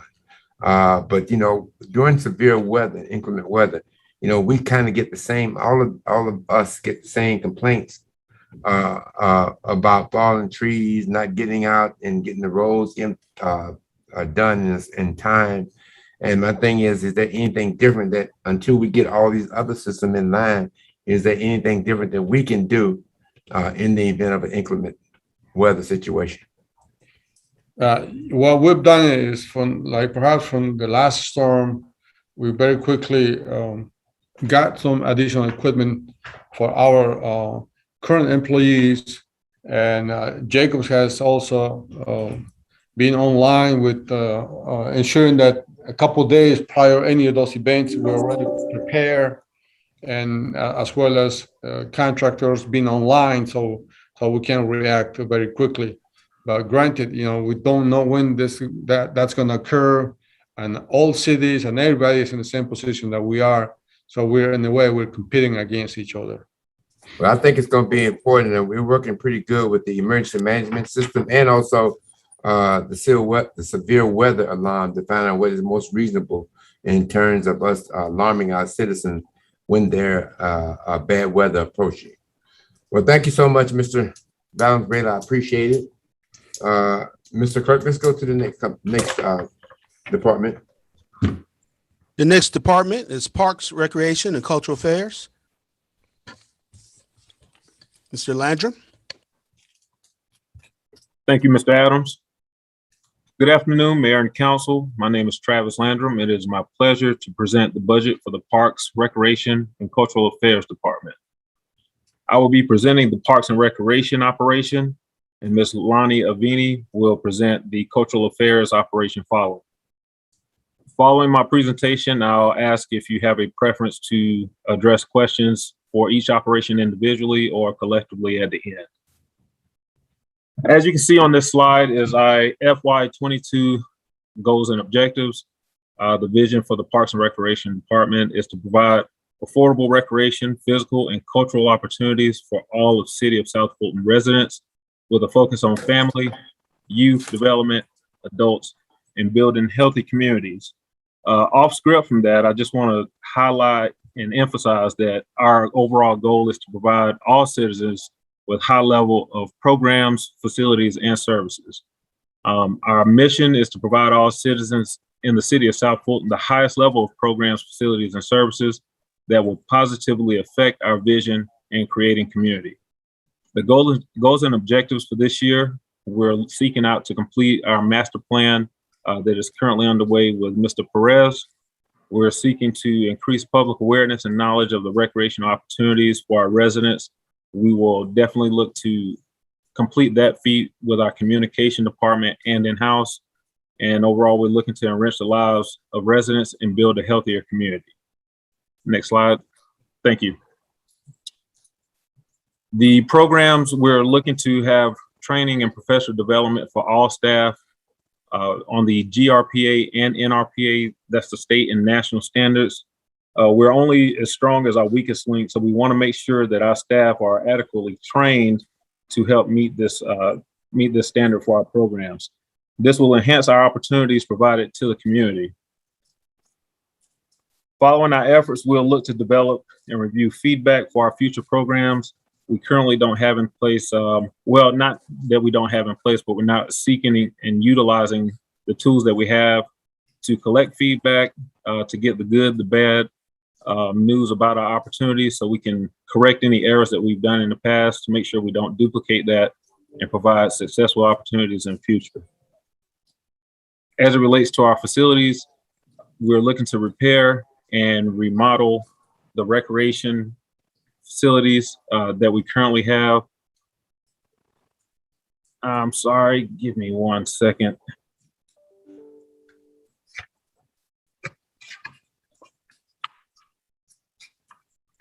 All right, is that, all right, there we go. We're looking to repair our facilities. We have several repairs throughout our operations that are in need. There were some that were discussed earlier, presentations that were covered in the URA. Other operations, we'll look to have that taken care of, hopefully in our budget, supported by Mayor and Council. We're hoping to remodel and repair our outdoor parks, spaces, and pavilions, concessions, and fields. As mentioned earlier, also, we'll look to increase our engagement and awareness of our park and recreation operations, offerings through the city website and other social media tools. We're hoping to utilize fully our civic rec that was already implemented here with the city, and we want to use all of the widgets that comes with that software that we currently have and use it to its potential. See that part of the slide on the bottom has kind of been cut off. If we can go to the next slide, please.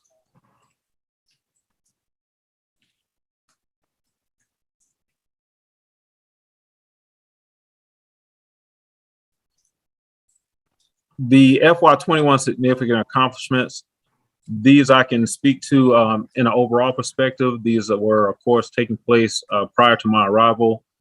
Obviously, with the COVID pandemic that took place, we were able to successfully continue to service our community through virtual programs. As you can see, there's a listing of the programs that were offered in our facilities. The adult programs, we were able to offer those as they came back in a phased approach to utilize our facilities. Our youth programs, highlighting with movie night, kickball, the summer camps. And we want to highlight in the youth programs, definitely the amount of participants that were serviced. Also not specifically highlighted on here were the participants that we were able to service through the graduations that successfully took place at the Wolf Creek Amphitheater. From our understanding, the team came together and successfully pulled that off, even in the midst of having skeleton staff. As the community wanted to phase back out and come utilize our parks and space, you will recognize that the rentals in our pavilions went up. And of course, the events being held in our parks and our facilities also went up as well. Next slide, please.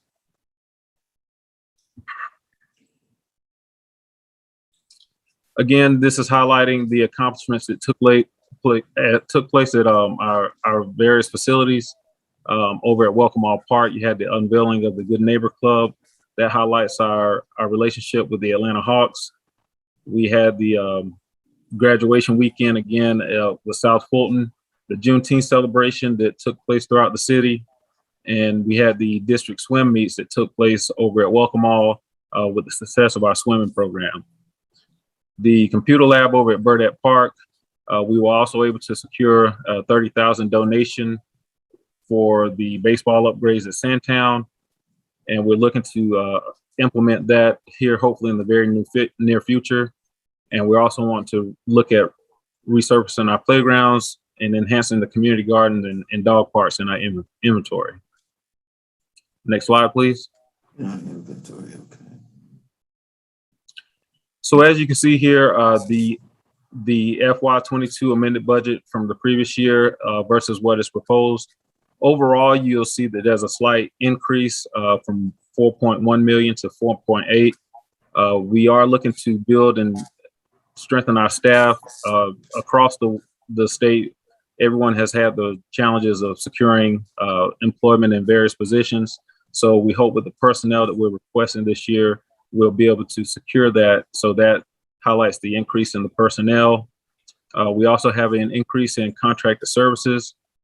Following the shortage that we had with some staff, we did secure a contracting service to assist us with pressure washing and other services such as lawn maintenance throughout the parks. And you'll also see a slight increase in our supplies from $600K to $774K for the FY22 year. Next slide, please. The position control presented here, as you can see in FY22, there were 54 full-time staff. What was recognized is that we did not have a lot of part-time staff, which will definitely be vital in our operations going forward as we look to open back our facilities. So you can see the breakdown of full-time along with part-time in FY22 that's being recommended. You'll see a couple variances in certain positions. The goal is to actually go back and also look at these positions to make sure that they're functioning and entitled appropriately. That will also be discussed as we look to wrap up the master plan with Perez. And as you can see, that's the significant increase as the recreation specialist, the part-time positions going from 0 in FY21 to 14 in FY22.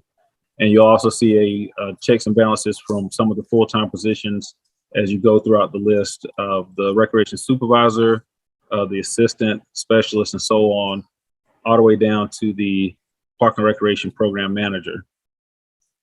Next slide, please.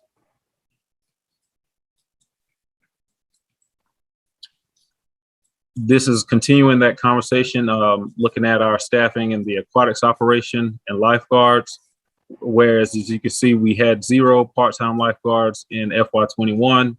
That program continues to build and grow, so we want to continue to support those efforts with the part-time request in FY22.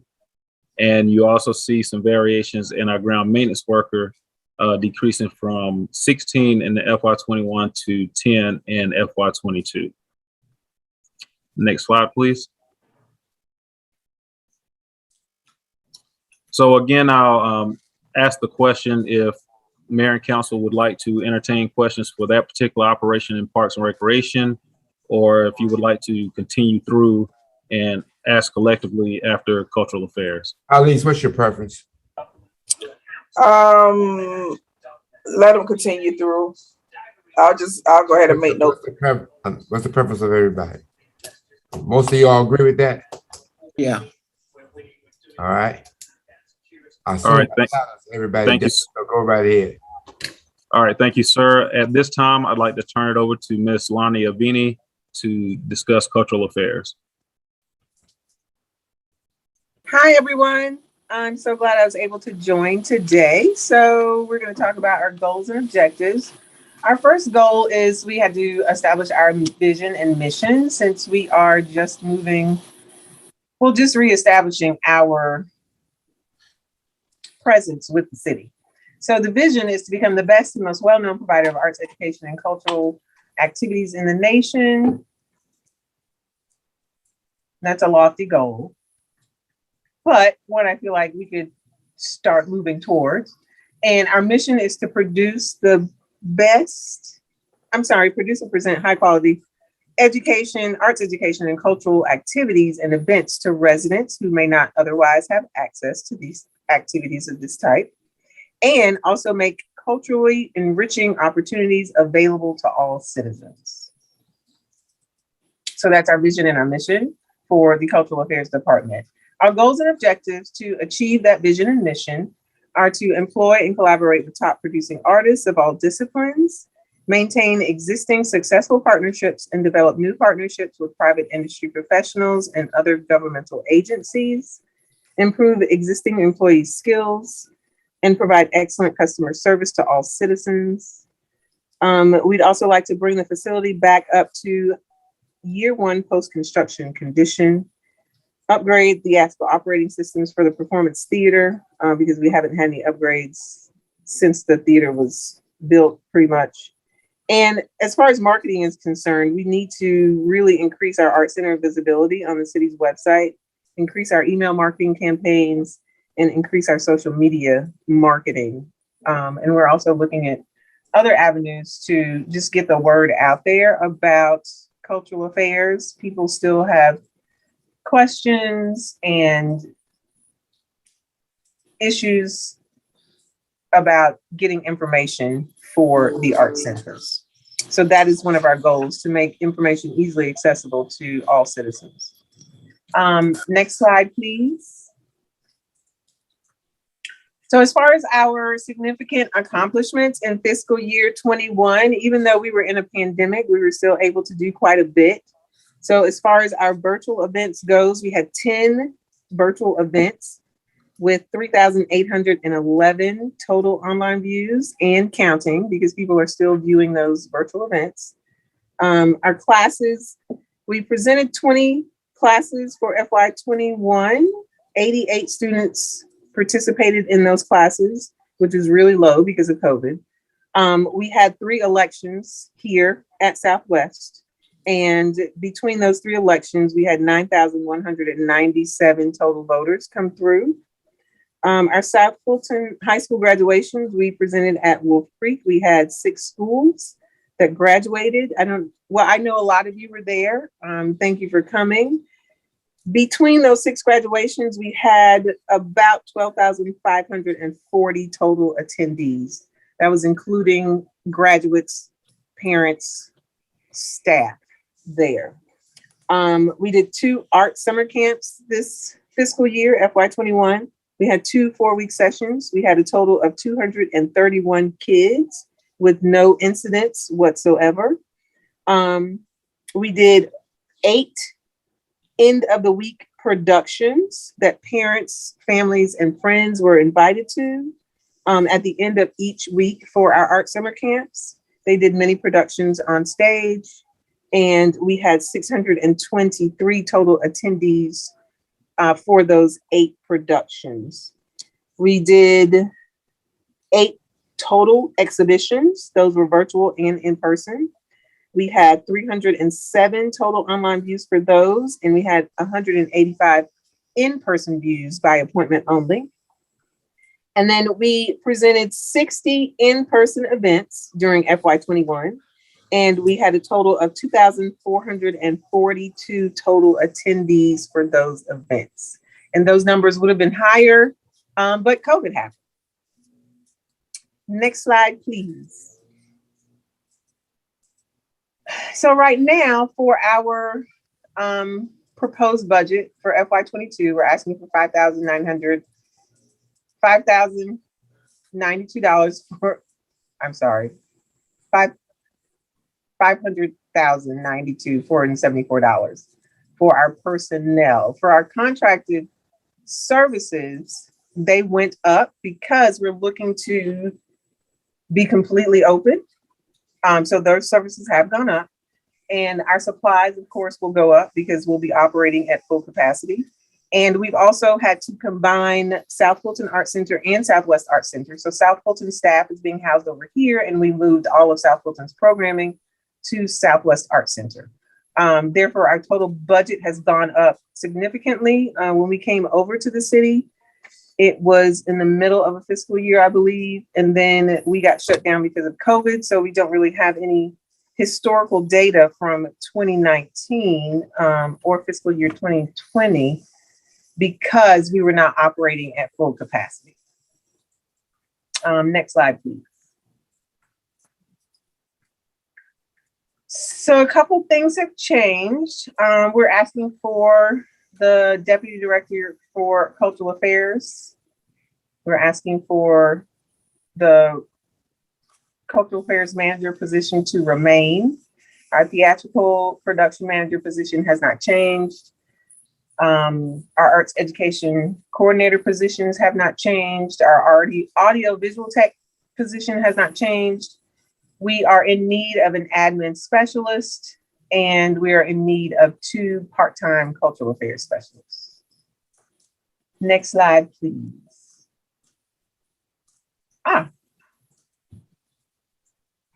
Well, I guess that's the end of the slides for cultural affairs. So now we open it up for questions, Travis. Yes, ma'am. Thank you, Ms. Aveni. At this time, we'd like to entertain any questions by our elected officials regarding the presentations for both Parks, Recreation, and Cultural Affairs. As I do see Ms. Khalid and Mr. Khalid in the queue, then Ms. I had a stomach Willis, problem and so then bad, I felt I needed something else. So I just stopped taking my medicine. someone has that mic hot. I don't know who it is. But you need so Miss Gilly, I see you haven't muted yourself. I'm not, that's not me. I'm just saying I seen you hadn't muted yourself. I didn't say it was you. Let's go ahead and start with Mr. Khalid, then Ms. Willis, Ms. Reeves, and then Ms. Guns. Okay, first I want to just say thank you for, well, a welcome actually to Mr. Landrum. Welcome to our little town, South Fulton. And if it's possible, if we could see them on screen, that would be great. I know a lot of people are hearing this voice for the first time. A lot of our residents would love to see who our new Parks Director is. I really just had a couple of comments and one question. The first one is, as we're working on our Parks Master Plan, one of the things that we have been talking about was a SPLOST, which has, proven highly effective in financing all of these great plans and making sure they don't just stay on the shelf. So I want to make sure that that ball doesn't get dropped in this transition, and that's something that when we come back with a master plan, that we also are coming back with a way to finance it. And the second thing that we have been previously talking about was working, or let me say I had specifically been talking about with our previous Parks Director, was bringing on more certified educators who could partner with Fulton County schools to augment the curriculum, which I think is even more critically important now that we have as many after-school programs going in as many places as possible, because there's a lot of catching up to do, especially for our students. And then my question was for Mr. Landrum, we talked about it with the police chief. I am not aware of a single place in our 90 square mile city where people can legally ride ATVs. I know in ATL, coming from there, they had a problem with skateboards a decade or so ago, and now they have all of these skateboard parks across the city. So I hope that one of the things that we can look at in this plan and our future planning is the creation of an ATV park or two. We're more rural out here. There are a lot of people that do that. Maybe we could even use one of the 17 existing parks that might just be underutilized. And I would also like to see a trail system that connects the neighborhoods to those parks, just so that people that have these vehicles do have a place that is safe and legal to ride them. That's it. Thank you, Mr. Khalid. Ms. Willis? Thank you. Mr. Landrum, I'm gonna make it clear. When you look for this ATV park and look for neighborhoods to connect to the ATV park, do not look in District 3 and do not look at any parks in District 3. My residents, I speak for them, would not appreciate that. So you can look at any other district, but don't look at District 3. What is the plan now that the Delta and Beta variant is on the rise for our activities in do you have a plan? Well, currently our staff are implementing safety protocols as it relates to COVID following this previous year. What we, of course, will do, we'll continue to watch the CDC guidelines and follow the leadership recommendations with the elected officials. If things happen to change and go in an unfortunate direction, we will adjust accordingly and make sure we still operate and offer our services to the best of our abilities, still keeping those COVID protocols in place at the forefront. We'll continue to train and make sure that we have the equipment, whether it be the mask or hand sanitizer, doing the temp checks. We'll continue to flow along with the CDC guidelines, regardless of which direction it goes with the COVID either variant or just overall? Ms. Sally Jones, I believe in total transparency, and what our residents don't know is that we did have summer camp and several kids. We had some incidents of COVID positive cases. I'm not asking to put names out, but I would like that to be kept in mind as we go through this pandemic season on how we should govern ourselves accordingly. What's the concern of me is that no child. Ms. Willis Petroleum is someone has a hot mic here. And I wish you would mute yourself. Okay, go ahead, Ms. Willis. I'm sorry. What's a concern of mine is that no child under the age of 12 cannot be vaccinated. And so we need to keep that in mind. I would not succumb to pressure. The most important thing to me is the safety of our kids and our residents. And so please keep that in mind as we. Ms. Willis, hold on. Mr.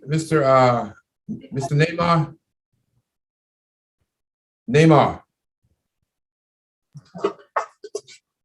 Neymar. Go ahead, Ms. Willis. I'm sorry. I'm just trying to pinpoint the noise. Go right ahead, Ms. Willis. Okay. What I was saying is that yes. Neymar? Yes. Can you pinpoint that where that noise is coming from? Okay, we'll track it. Go ahead, Ms. Willis. Yes, can you hear me? Go ahead. What I was saying is no child under the age of 12 can be vaccinated at this point. And so I just want you all to keep that in mind as you move forward with planning activities in our city. I know that residents would, you would have some to tell you that they're not going to blame the city if a child contracts COVID, but the minute we have an abundance of kids to contract COVID because of activities that are planned in our city, I can guarantee you they will have us on every news station possible in this city. And I do not want that type of press for our city. Most of all, I don't want anyone's child to be sick. Cultural arts and affairs. Do we have more virtual programming in play for that? Because that is something that we can really focus on while we're going through this. We can have plays, we can have musicals, we can do a lot in that area. As far as virtual planning for FY2022, we do not have any virtual events planned right now. They can always be added. Mr. Landrum, I'm just surprised to hear that that's not the case, because this pandemic has been around for over a year. So, now we're going through another spike. So if you could work with your team and Ms. Sadler Jones, if you could work with Mr. Landrum to make sure that we try to focus on getting that into play during this fiscal year, that would be great. As far as Wolf Creek Amphitheater, where are we with getting that? Thank you. Mr. Landrum, I'll take that. Ms. Willis, we actually have a meeting that was scheduled through the mayor's office with Fulton County on next week, where we will be meeting with the chairman and the county manager and other board of commissioners and staff with Fulton County to address, when we are going to be able to have that facility transferred. I think you've heard me say it before, we thought that it would already be transferred to the city, but the county, we are still negotiating an IGA, an intergovernmental agreement with them. And so hopefully we will have that transition soon, but we are continuing to work on that, I assure you. Because I see a concert flyer on social media for a vaccination concert to be held on the 28th.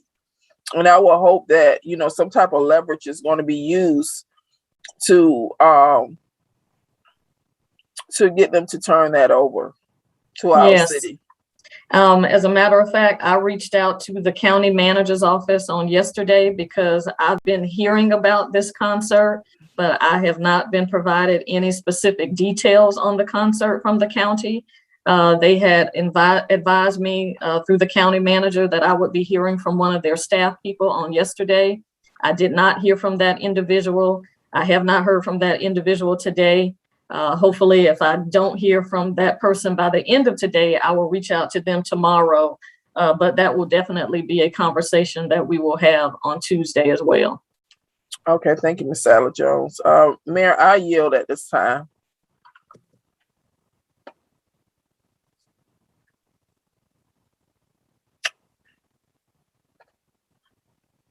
Mayor? Mr. Reed, you're next. Thank you, Ms. Willis. Mr. Reed, you're next. All right, thank you so much. Well, at best, our staff would need to have tickets to that concert if it goes on, because they could be doing a needs assessment at an actual live show. However, Mr. Landrum. Yes, sir. Welcome to the great city of South Fulton, sir. Thank you. We had heard you coming from a place where you left them with a good mark. And a Yes, good sir. acknowledgement. Yes, sir. Absolutely. So our expectation is you're going to lead us down the same direction and then further.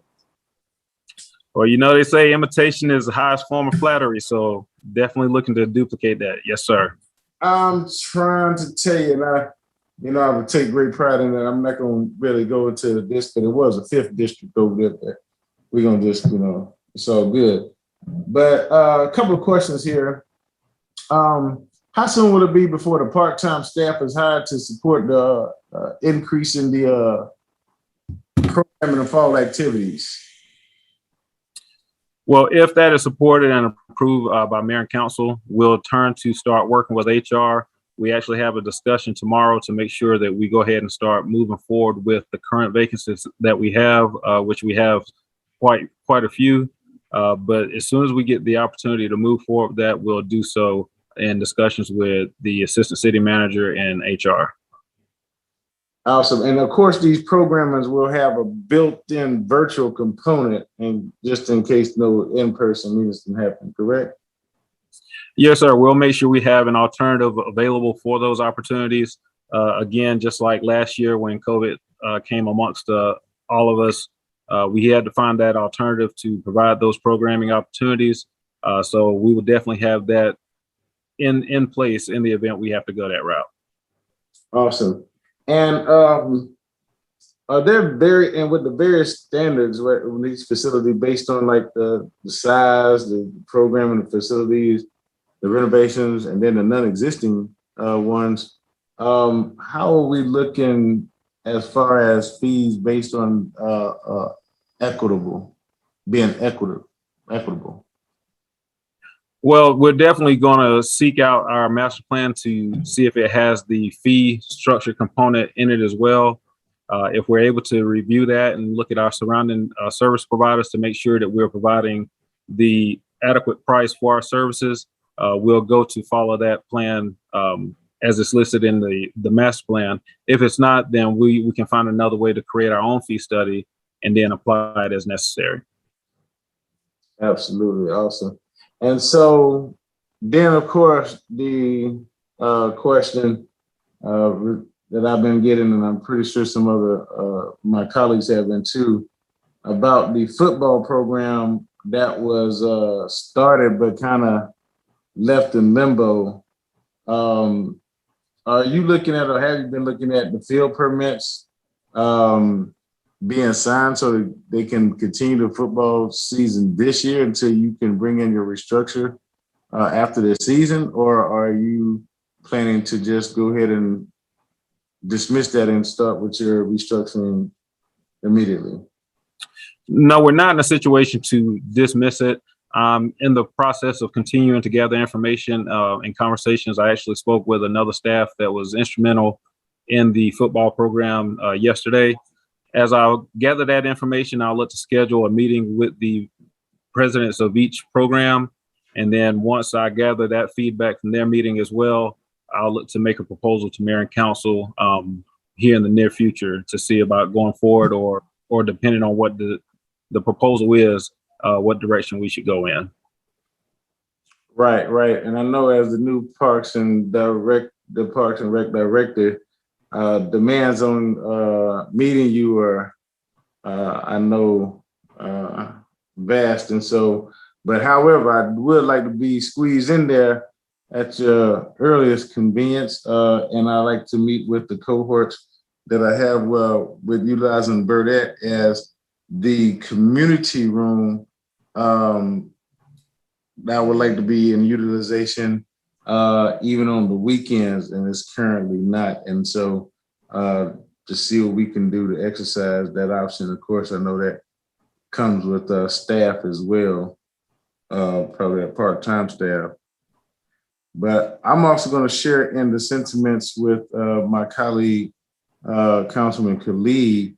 And when you look at these ATV trails, I've seen some that goes along the railroad tracks, then some in some different areas.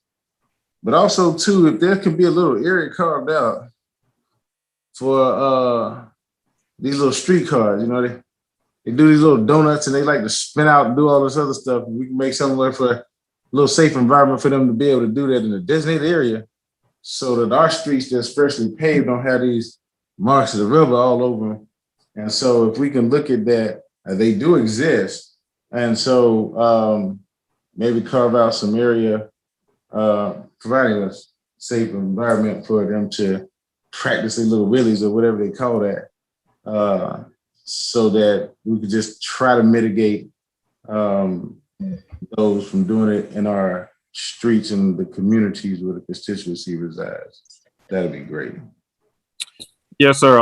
I'd like to add to that conversation. They do have specialized parks for ATVs or motocross you might have. I would definitely, the benefit with the city of South Fulton is that there are several areas and parcels of land that could be looked at and reviewed and considered for that type of park. I would strongly suggest with our current infrastructure, the way they're designed and the access utilized by the public, not to look into those particular parts that we currently have, but definitely if we have the ability to acquire some land and develop that in those particular areas, that is definitely something that could be considered. Absolutely.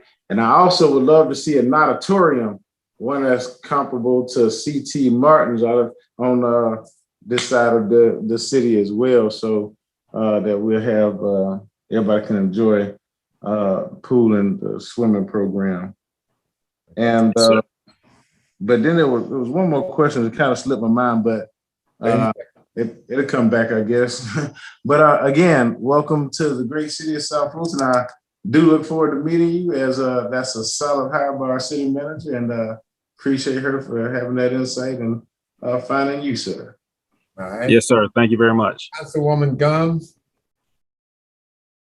Mr. Landrum, again, same sentiments as my colleagues. Thank you for joining the city of South Fulton. We are looking forward to definitely having you here and having some innovation around our parks.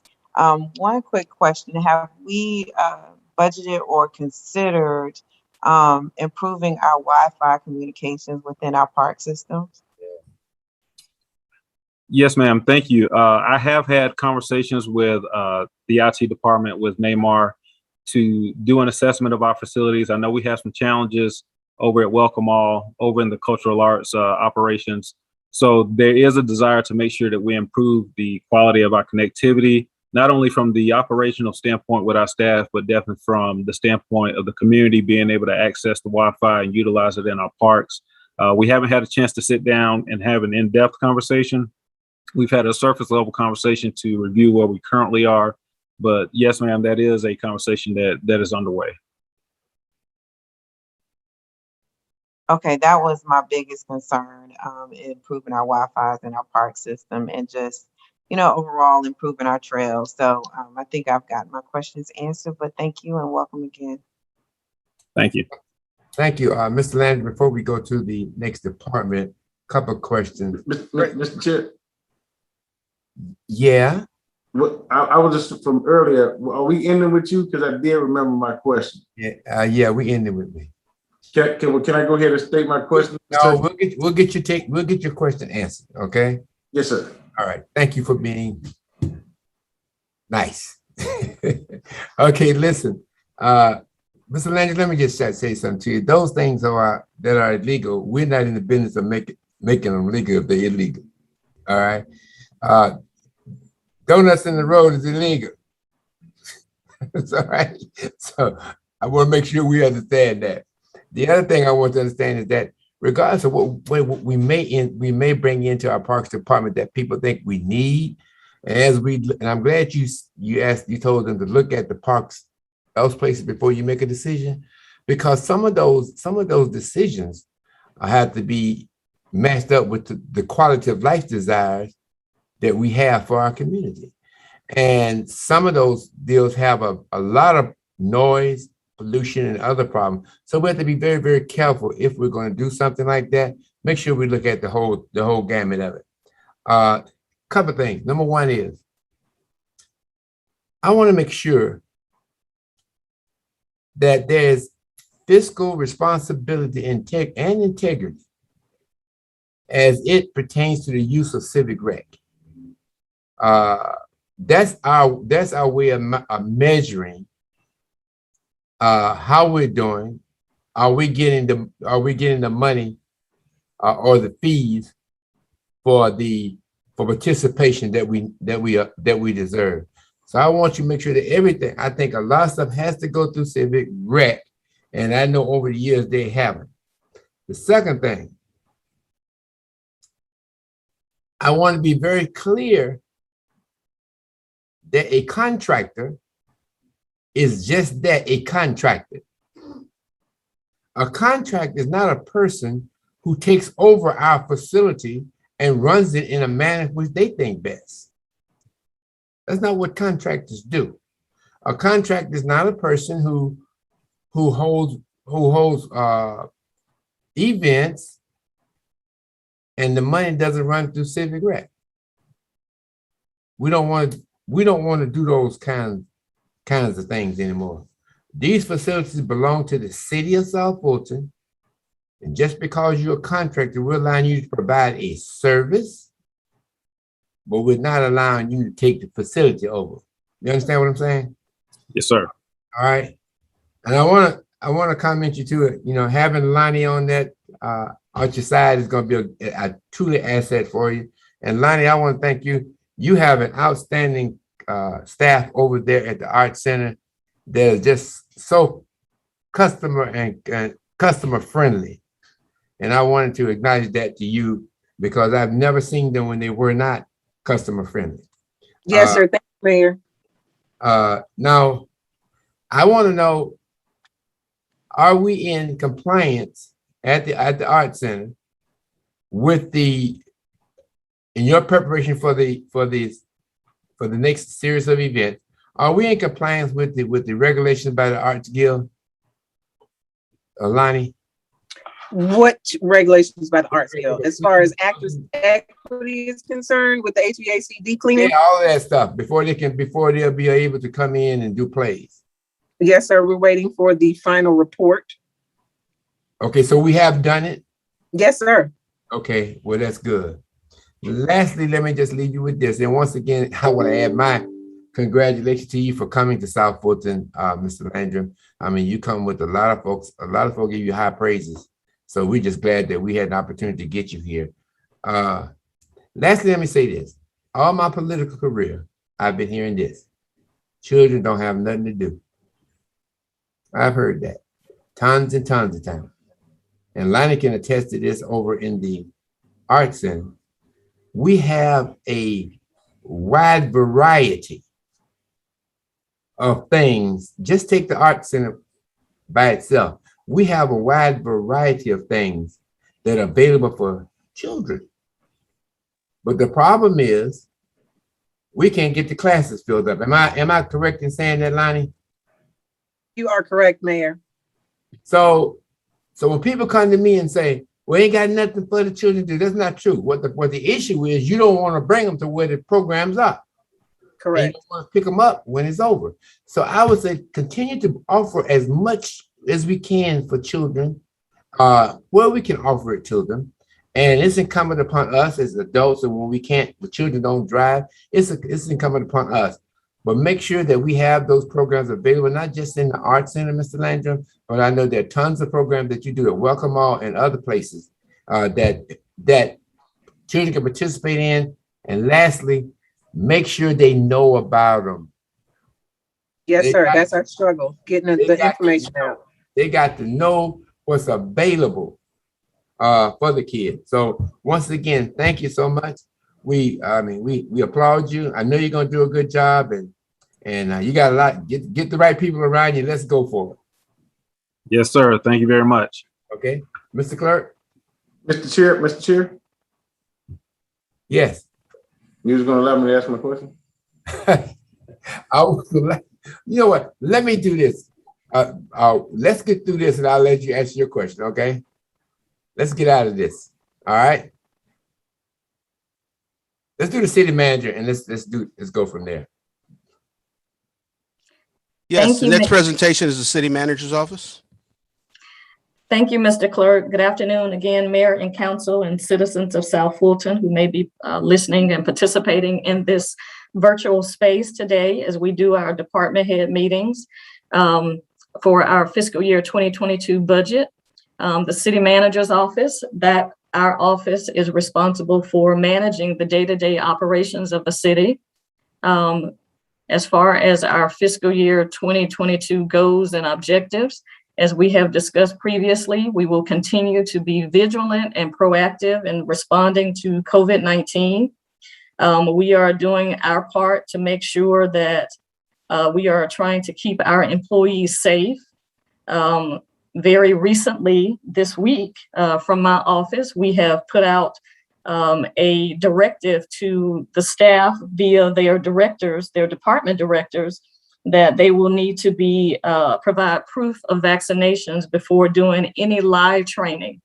And so what we're trying to do is not inconvenience anybody, but of course, we're trying to make sure that when our staff go to these trainings and they are around other individuals in their training sessions, that they are vaccinated. And we, of course, again, want to try to keep them safe and keep their family safe ultimately when they return back from their trainings.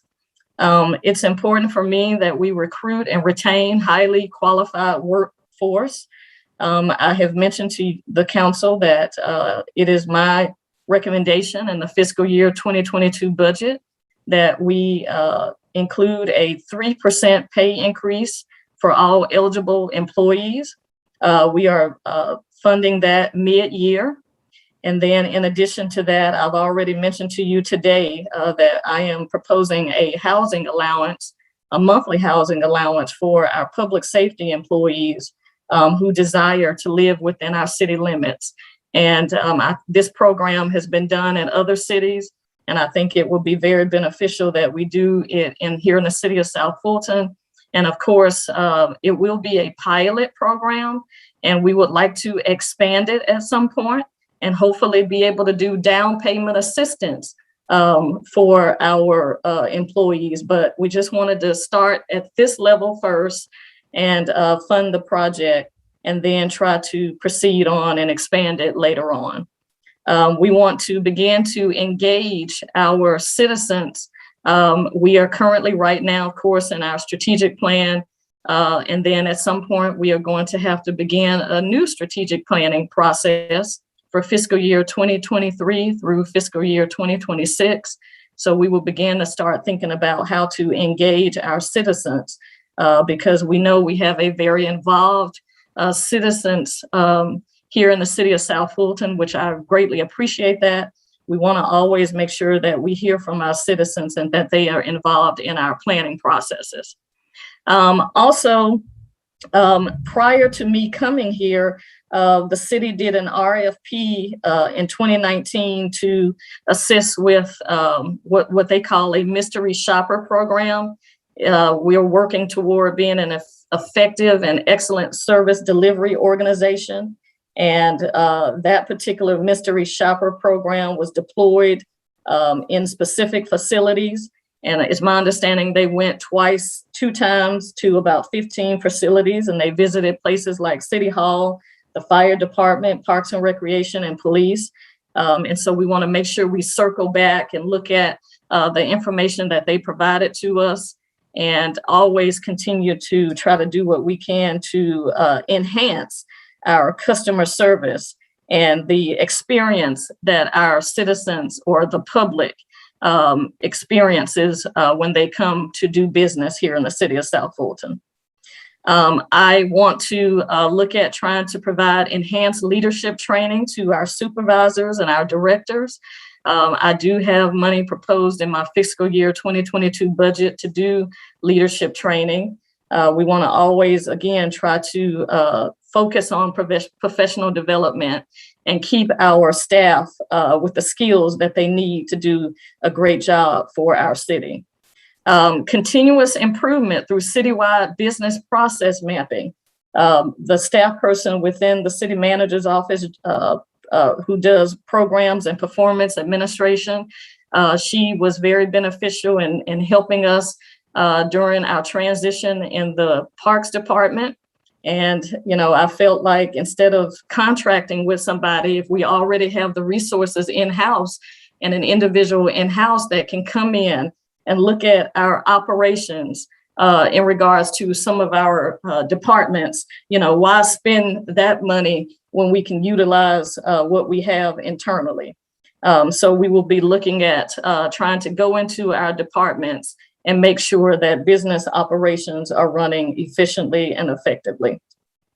And of course, continue to implement the vision of the mayor and the council, continuing to work with each of you, continuing to work with our staff, continuing to, lead this organization to the best of my ability. And of course, integrity and serving with integrity is always very important to me. And so you have my commitment to do that as your city manager. Next slide, please. Fiscal year 21 accomplishments. The city manager's office did launch South Fulton Grows. It's a partnership with Miller City Farms, and we provided over 200 families with raw materials in order to address the food insecurities here in our city. So we are very proud of that, and hopefully we will be able to do that again. Last fiscal year, or this current fiscal year, I should say, the city, we received our official designation that we were an entitlement city from HUD, the Community Development Block Grant Funding, which we are expecting to receive $512,000. And when a city is labeled an entitlement city, that means they have over 50,000 people in population.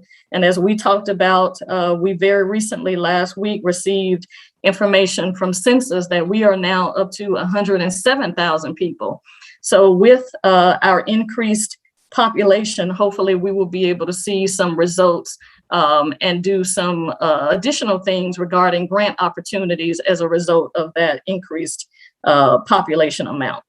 The city also implemented the Smart City Initiative. It's a partnership that we have with Comcast, where we have trash receptacles, and our Public Works Department is actually implementing this particular program, but the city manager's office, we funded it in this current fiscal year budget. We have 17 sensors that will be have been placed and installed on trash cans strategically placed throughout our city, but it's my understanding we're supposed to have a total of 33. And of course, we're trying to do our part to address trash and litter here in our city, and we encourage our citizens to use the trash receptacles. Please don't drop your litter on the ground, and continue to help keep the city of South Fulton a beautiful city. We successfully launched the Gladiator Benefits Program through the CARES Act money. We were able to provide payouts to our eligible employees that range from code enforcement down to our public safety staff. and other department directors as well. So we were glad that we were able to use that money to do that. And speaking of CARES, we received $4.1 million through Fulton County, and we were able to do rental and mortgage assistance programs, small business grants programs, childcare for our employees. We purchased PPE, and I know that this council at the last work session, I believe you wanted to find out what that inventory is, and we are preparing that for you, and we are preparing to assist with getting those N95 masks out citywide. Through the assistance of our contracted lobbyist, Mr. Andrew Long, we were successful through a team effort in annexing Fulton Industrial Boulevard. And I want to definitely thank Mr. Long for the great work that he did. His particular contract is within the city manager's office. And then we're hoping maybe at some point that we can expand that to have him help us out on a federal level, because our city being a new city, we need to make our name known on the federal level and in DC. And so it is important that we have somebody there lobbying on our behalf so we can be the recipients of federal funding that may be coming down to cities. So we certainly want to continue that program in fiscal year 22. Next slide. One other thing I wanted to mention that I see did not get included was another significant accomplishment had to do with our chaplaincy program. Our lead chaplain trained and graduated 12 residents through the chaplains program. Those individuals went from candidates to certified volunteer chaplains.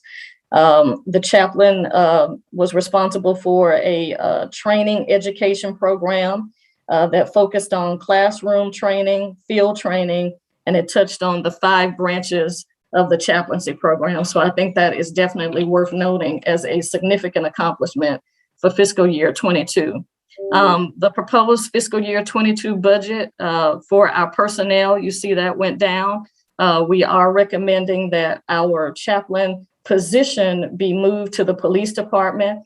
As we talked about, we now have 107 residents, and as you know, our city's needs change, I feel like the chaplain can assist in our community outreach efforts.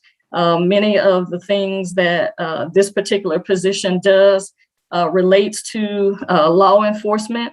So in trying to better utilize that particular position, that is the reason why I am making that change. I do realize that my predecessor in 2019 took an administrative action and moved that position from the police department to the city manager's office. But now, in fiscal year 22, again, as our needs change, as our city changes, I think it is important, that we are able to tap into the resources that we have over in the police department and better utilize that particular position to help with much needed outreach and maintain that visibility, maintain that availability, maintain that adaptability and credibility for all of our personnel and citizens within the city of South Fulton. So I would like to ask for the council's support in doing that. Purchase contracted service. Again, I mentioned, we have Mr. Long's contract. We are looking at leadership training. Other, type services are in the purchase contracted services. Supplies, the supplies to run our office. And of course, our total operating budget would be $290,000 for a total to include personnel and the operating budget for a little over $1 million.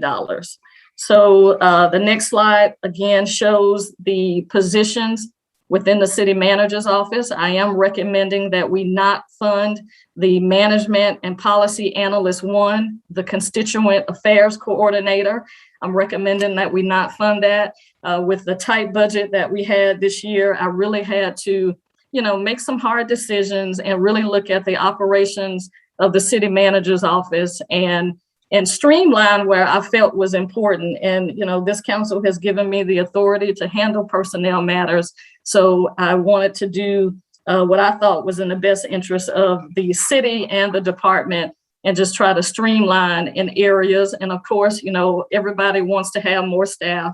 And surely if we needed those particular positions, I would have recommended them. But I just feel like right now we have the sufficient amount of people that we need in the city manager's office.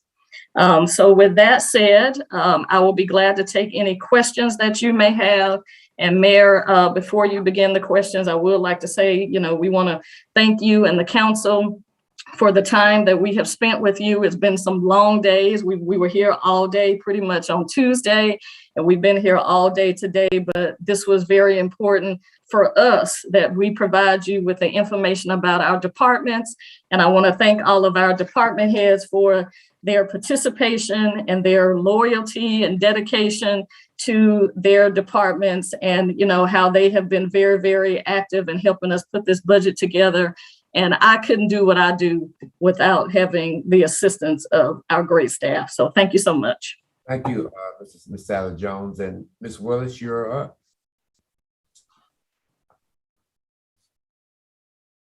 Thank you. Ms. Sally Jones, would that 3% increase include our legislative specialists? Absolutely. That would be citywide for eligible employees. So yes, that would include the legislative specialist. Okay, thank you. My next question is, when are you planning on presenting the plan for the AARP funds? I know that food insecurity is one that I've been working with you on, and you received several proposals. Yes, ma'am. So when are you going to present the plan? Yes. So I had mentioned at the work session that we are waiting to receive the final guidelines from the U.S. Department of Treasury. We do have a proposed list that we have together, but we just want to make sure that all the guidelines set forth by the federal government, that we can in fact do these particular positions or projects rather that we have. And so I will be getting that to you very soon. It's my understanding from GMA that we should have those guidelines by the end of this month or 1st of September. So I'm hoping that we will have them by the end of the month, and then I can make a presentation to you all in the month of September. But I am, you know, anxiously, you know, waiting for those guidelines. And I want to thank, you know, our contracted grants administrator who has come back on board to assist us in making sure that we are following the rules for the American Rescue Plan money. Okay, thank you. What is the $500,000 HUD funding going to be used for? We have possibly we're going to be doing like chair lifts. Any of the projects that you do through HUD have to be for low to moderate income. And so we have specific guidelines on what that's going to be used for. For example, also rent and mortgage assistance. We can use it for that. I don't have my list in front of me. I was trying to anticipate everything the council would be asking, and I don't have that in front of me, but those are just kind of some of the things. And even, you know, with some of our capital projects or some of the other operating type initiatives that we're doing within our department, if we can use CDBG funds for those purposes, we will be using those funds to offset the general fund. So are we allowed to use any of those funds to help with demolition of some of the blighted property in our city? Yes, you can use it for that. Okay, because I would like to ask that we set aside some funds to continue addressing the blight in our city. Okay. And then lastly, what are the next steps? I mean, you all did a great job with the budget presentations, and I really want to thank you and staff for taking time out and presenting to this council. I know that you heard a lot of recommendations from all of us, and I plan to summarize mine and send it to you when I finish getting through the tape from from Tuesday. What are the next steps though? Well, the next steps will be just as you mentioned. We will, the team, we will get back together again and discuss the recommendations and the questions that were presented to us. Again, I do, have to stress to the council, the budget that you currently have in front of you is a balanced budget. We were very diligent in trying to go through and make sure that we had a balanced budget, and it continued to also have the fund balance that we need based upon GFOA. But we will go back. We've heard some requests, and we will see where we can make the necessary adjustments. And then we will, bring that information back to you. I will email it to you. But as far as next steps regarding the budget, we're supposed to have a third public hearing and adoption of the millage rate on Tuesday, August 24th at the 4 p.m. City Council meeting. And then we're supposed to have the first public hearing and reading of the fiscal year 2022 budget on Wednesday, September the 8th at 10 a.m. So we have a lot, that we're going to have to do over the next 2 weeks or so before that September 8th meeting. Okay, thank you, Mayor. I yield, and I appreciate Ms. Sally Jones. You've been with us, close to, when did you get here? October? Yes, I've been here 10 months. Okay, you have gone through a lot and encountered a lot and done a lot over the 10 months. And I appreciate having experienced leadership at the helm. And for the most part, I think you've done a good job. No one is perfect, but for 10 months, for what you have had to encounter and what you have inherited and what you continue to have to work through by inheriting, I think you have done a great job thus far. Thank you so much. And thank you so much for the support of the council. Thank you, Ms. Willis. Ms. Rao, you're next. Dr. Rao? Yes, thank you. Ms. Sadler Jones, thank you for the presentation.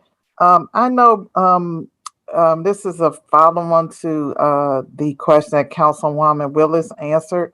I know that with that CDBG funding, we had to submit a HUD action plan and how that money would be spent. Is it possible that you could send that plan, because we have to spend according to that? Can you send that to the entire council? Yes, I think ma'am. we saw something early on. It's been a while, but I think just bringing that back up is because it's been a while since that was shared.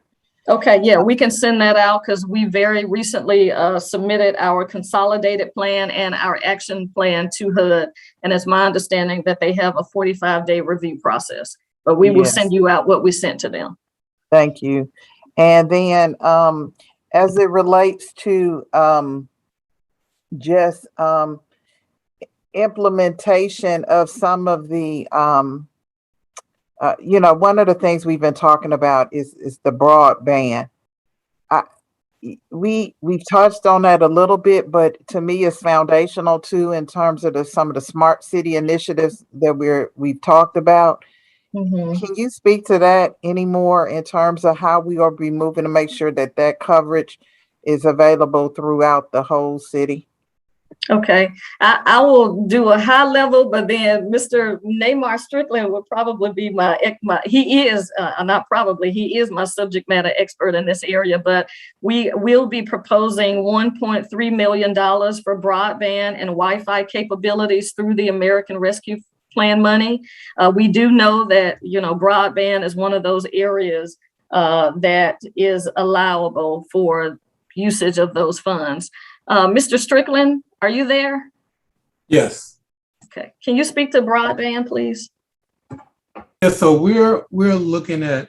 We met with a partner actually yesterday, as recent as yesterday, speaking about it with some of the grants and things that we've been proposed to us. There's a big kind of catch-22 between you have to partner with carriers and not. So what we're looking at is finding a vendor that can kind of fill the void between the two, between us and our capabilities and the vendor partnerships. So with the funding that we have available, we're just looking for partners that can fill the gap. And that's I think we've talked to two vendors to help with the process. And it ranges from 50, I think they said 50,000 to kind of do a review and help us get connected. The other, we hadn't got the quotes back yet. So within the funding that is allotted, I think we'll be able to make a much better progress in the coming year as it relates to that coverage. follow-on question. Do you feel like you have a complete assessment of where we don't have coverage? Do we really have a grasp of that citywide? I know Councilwoman Gilliard has talked about it being an issue in 4, but even the areas that have it, it's not as reliable as you would like. And I just want to know if whatever assessments we're doing, we're looking at the reliability, even in the areas where it currently exists. Yeah, that's a good point. We've been primarily relying on the data collected by the state and the federal government. There's an assessment is going to be one big part of that, because even not just broadband, but even cell phone coverage, we're finding that although there's been a lot of monies put in from the carriers, the service in the areas that we have are still not as reliable as you're alluding to. So I think for us, as a part of the funding as well, a good survey of our territory or verifying the surveys that have been done by the state and the federal government is going to be something to really look at. And even partnerships with the surrounding cities, like I think East Point, for example, they're going down the path of doing some improvements. So we've been working with different partners that are working with some of our surrounding cities also to see if not only that we can help address our needs, but take advantage of the work that's already been done in our surrounding cities as well. Thank you. Is that all, Dr. Ross? Dr. Yes, Ross? that's it. Okay, thank you so much. Mr. Khalid?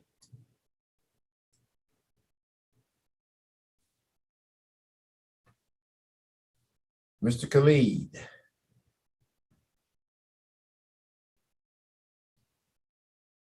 Let me go on to Ms. Gomes, and I'll come back if Mr. Khalid's available. Ms. Gomes? Thank you for recognizing me, Mayor. City Manager Sally Jones, I think you're doing a wonderful job, and thank you so much for your hard efforts over the past 10 months. I do have a question, and this probably, I don't know if this will come out of your office, but there's still a concern for me in regards to the short-term rental that is happening throughout our city.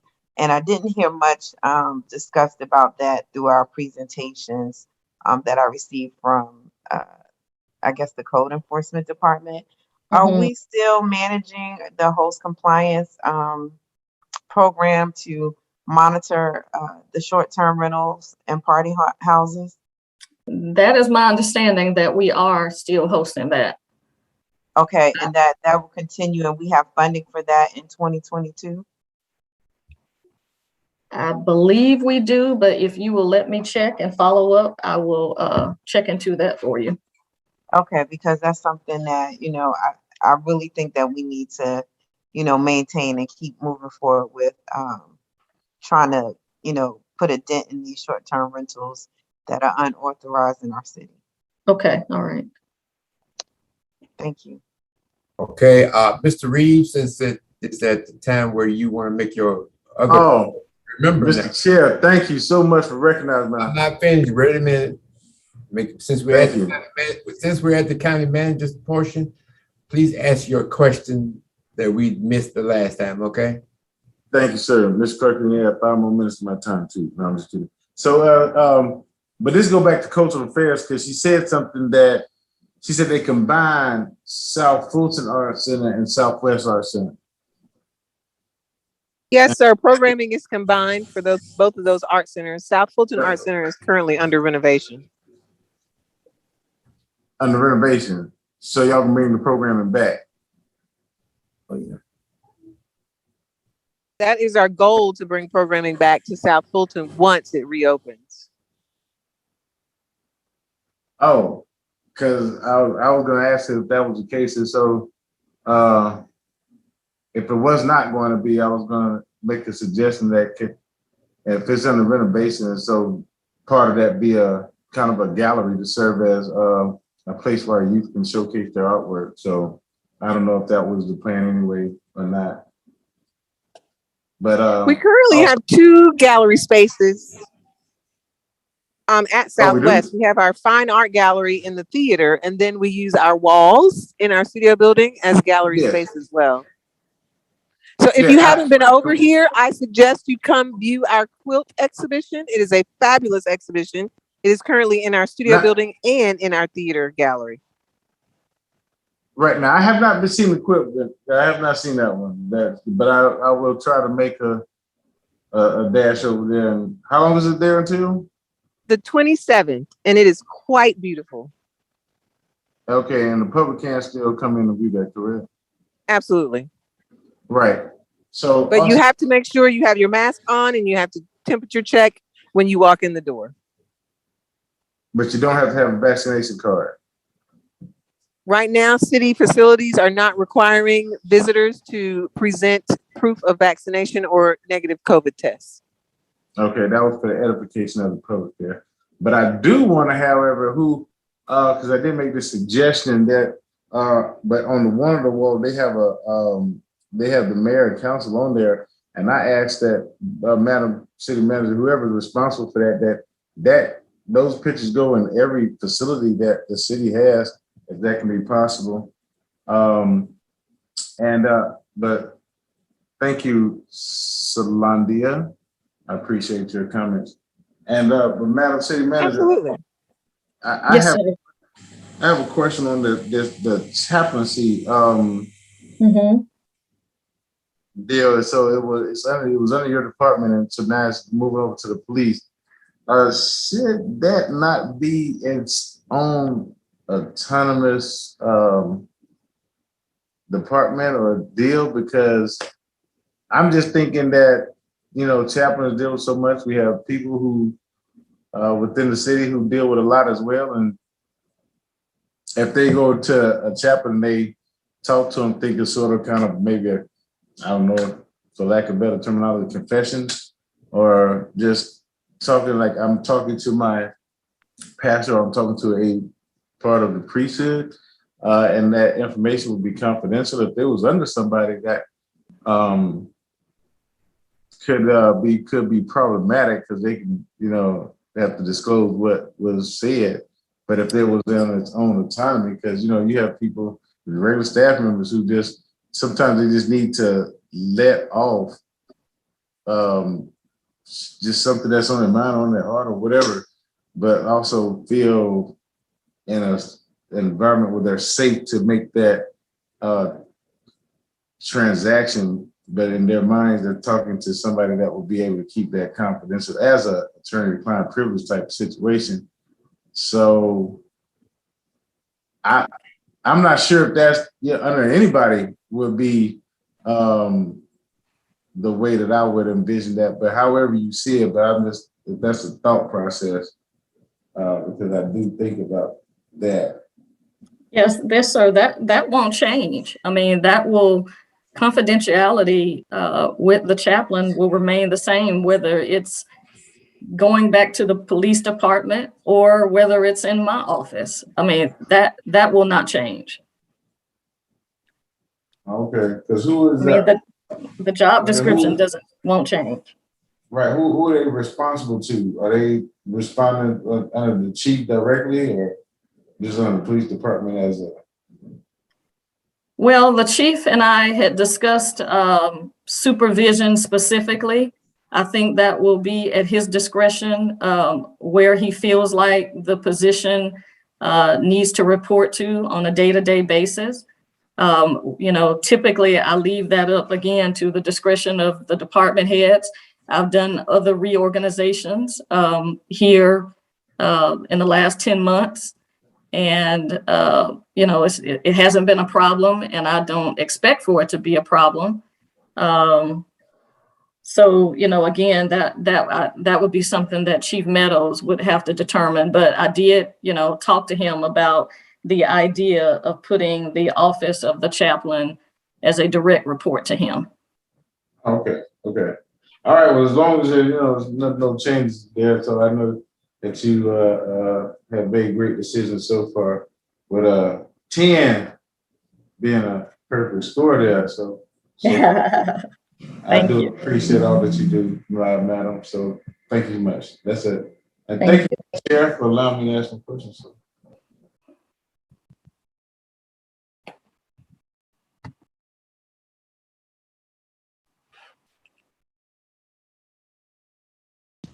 Mr. Mayor, I don't know if you have me in your queue, but can you please put me in your line? I do have a hand raised.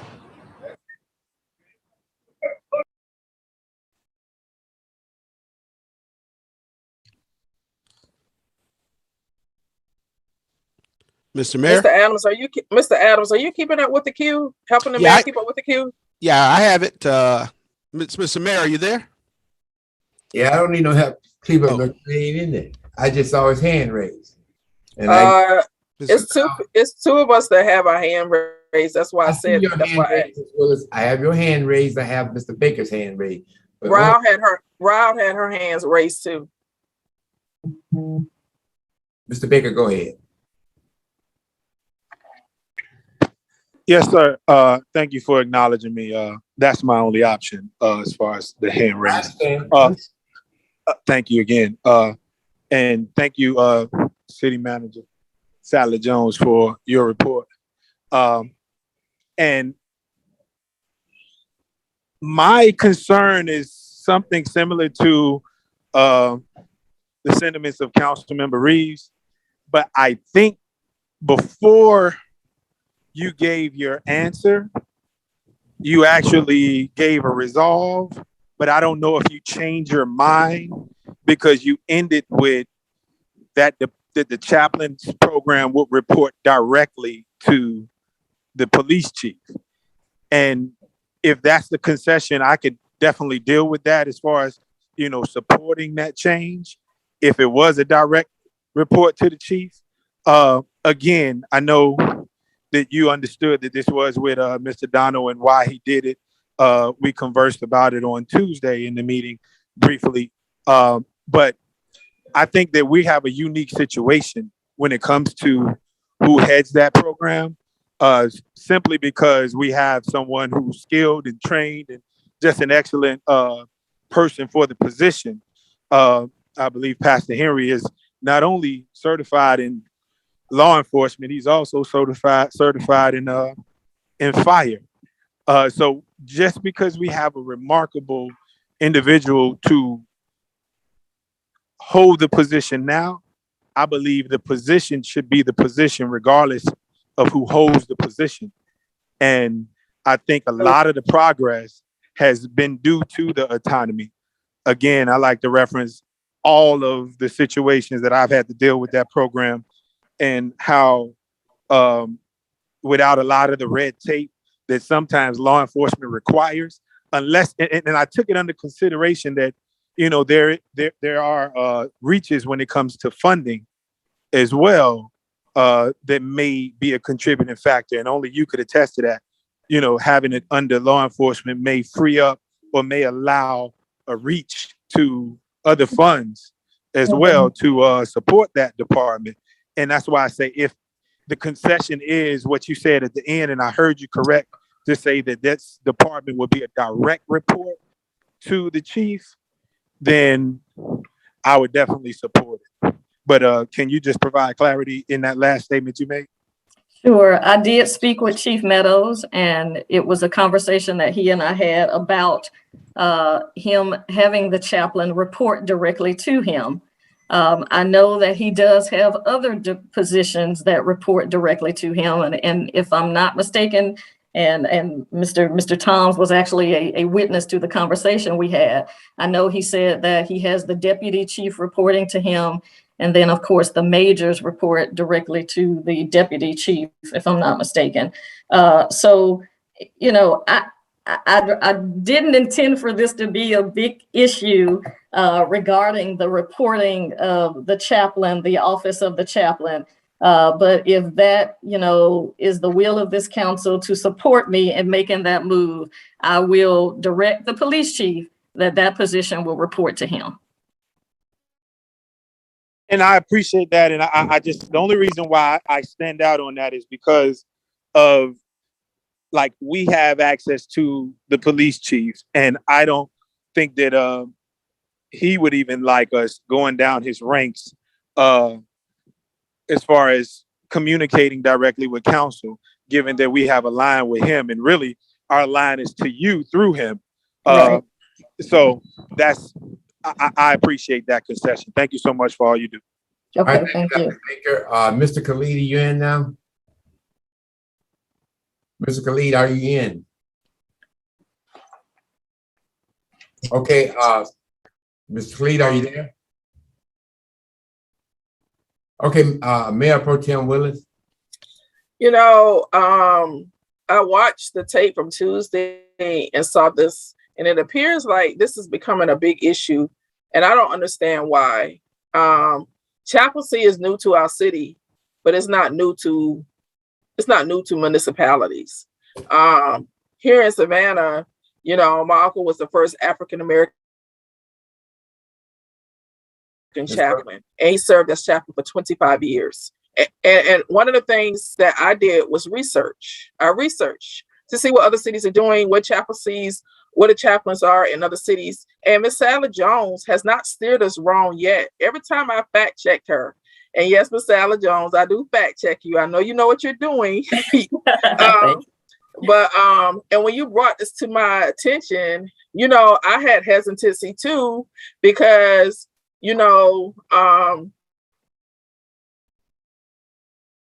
I wanted to make sure that the child had the ability to be be able to do his job and also be confidential. And you're exactly right. The chaplain is under the police chief. I mean, how they report to is up to the police chief, but I mean, it's in the police department. It's in the police department for various reasons, because that is who touches the community at most. And I remember coming up in Savannah, my uncle being there for residents, being there for employees, and being there for officers. So we're really making a big deal out of something that's really not a big deal. You know, Mrs. Sally Jones is correct in her suggestion. I think that we should allow her to, I think we should respect her decision. The person that we have in this role is awesome. He does amazing things. He will still be able to be awesome and do amazing things. And I don't think we should, interfere beyond that. Okay. Thank you, Ms. Willis. I am one of the sponsors of this program, and I am still supportive of this program, but I respect the decision of the city manager. Thank you, and I yield. Thank you. Thank you. Dr. Rao? Yes, this is a kind of follow-on to yesterday's conversation, and I think I started down with questioning as it relates to whatever our new model would look like with code enforcement. We know that it will be moved from CDRA. I would just ask that the city manager and assistant city manager examine if it should be independent or revisit whether it's a fit under the police department.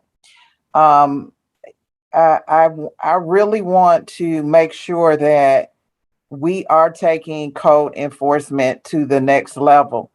And I think, as I mentioned yesterday, the technology and the reporting on a code enforcement inspector basis is something I'm really interested in seeing, to find out how large that department really needs to be. I recall previous concerns around safety being raised.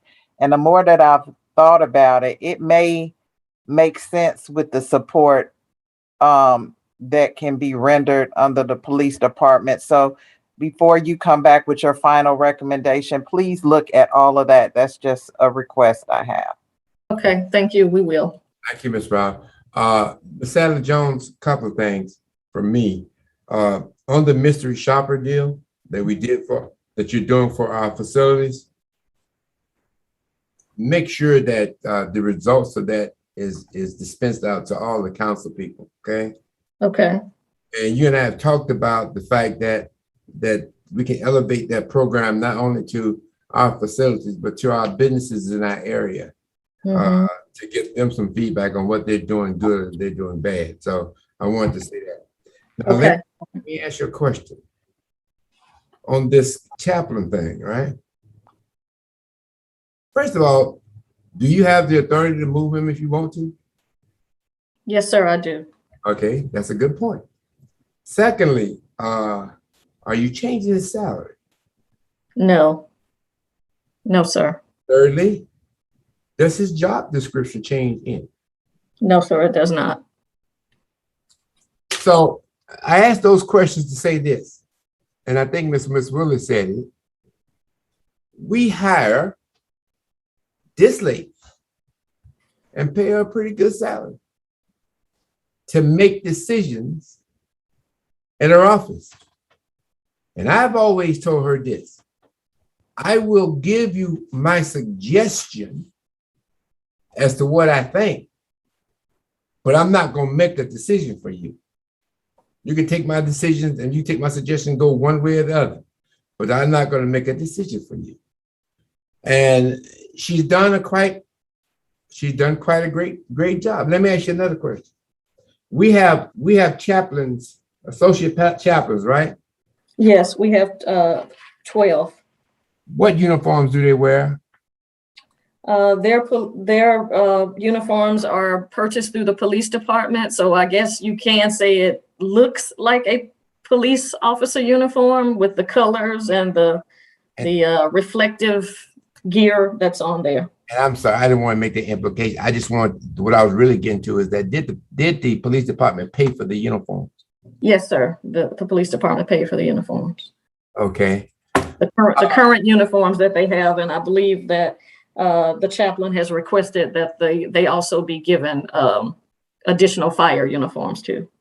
Okay, so what I'm going to do, I've made my point. I'm going to acknowledge to Dr. Baker and Mr. Khalid, but you have the right, as a city manager, to run this city, and I'm going to stick by you.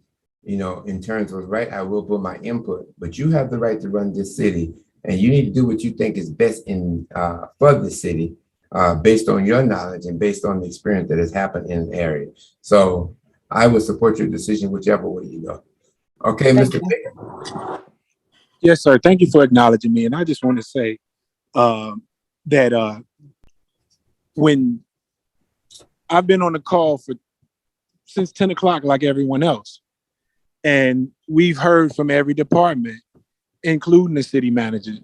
And so when someone gives a recommendation, it's simply a recommendation.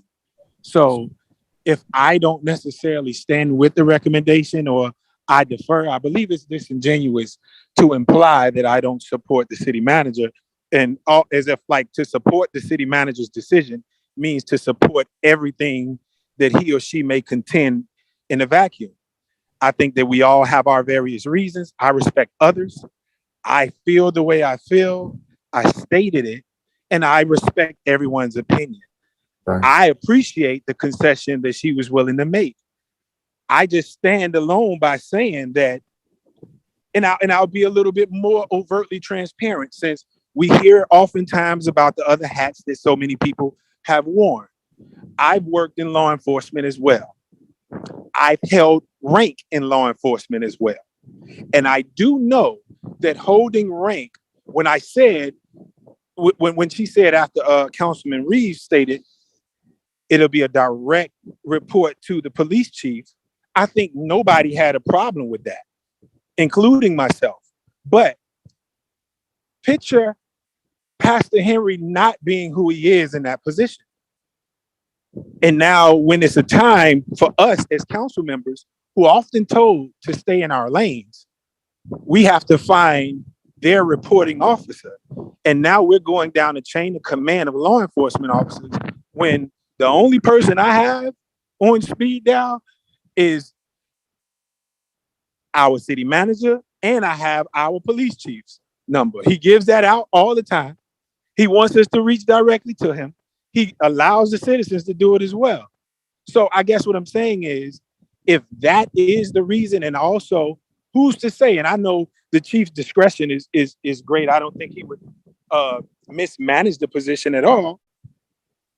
I just don't like it to be implied that if someone doesn't agree in totality with the city manager, that we are not allowing her to do her job, or we don't trust her to make the best or right decisions. I think that as a council, that's why she reports to us, for us to have discretion and say. So, I mean, I just want to give a little pushback towards the way it's implied, as if we need to just accept everything that's given to us in its totality. I yield.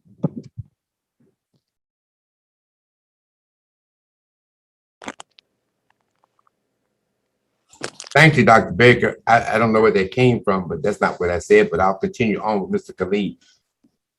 Hey, can you hear me now? Yes, I can hear you now.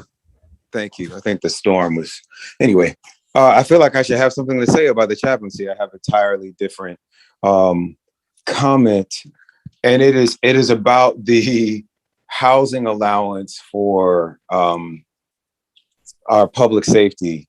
I think that is a great incentive, but I would like to suggest, propose, urge, recommend that we expand that housing allowance to our parks department and our code enforcement department. I would really love to see us start with them first.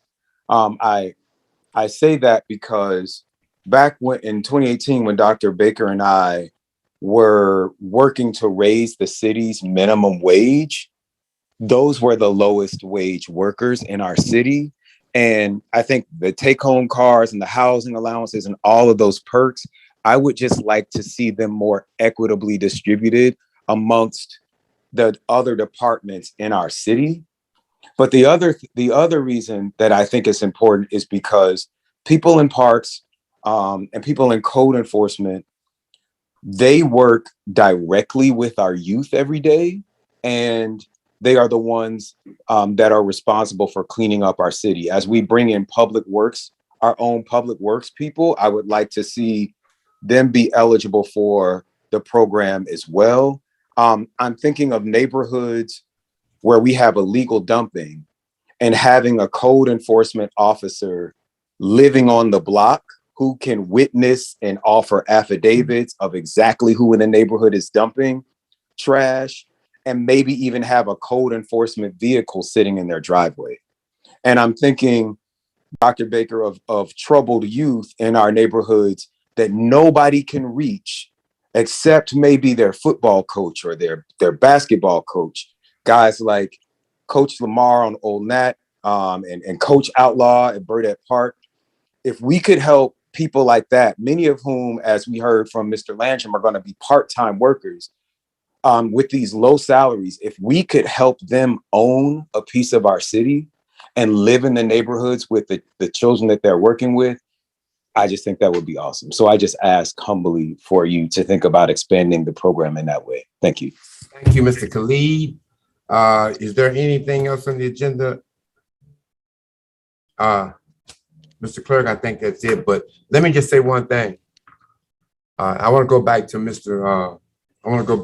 the chaplain. I created the chaplains program for unincorporated South Fulton. We didn't have a chaplain for many, many years. I chose the chaplain you have now because of his personality, his characteristics, his willingness to serve. And he's been serving in that capacity for as long as I know. I feel that no matter where he goes, he's going to do a good job. So there's no reflection on any of that. I'm not assuming anybody don't have the right to do anything. I just stated what I had to say, and I've been saying that since day one to every city manager who's coming in. Okay. With having that said, I'd like a motion to adjourn. I mean, do we have to vote? Bye. Can we just say bye? Because we're not supposed to be voting. It's a budget hearing. I move that we adjourn. Let's just do it officially. Second, Helen. Okay, second. Properly moved and second. Any discussion? Hearing none. Let's make a motion to adjourn. We've already done that. Let's vote, please. Roll call vote to adjourn. Councilmember Rao. Yes. Councilmember Gums. Yes. Mayor Pro Tem Willis. Yes. Councilmember Gilliard. Yes. Councilmember Reeves. Aye. Councilmember Khalid. Yes. Councilmember Baker. I think that's, yes, we are adjourned at 4:30 p.m. Thank you, staff. Thank you all, everybody. Appreciate everything.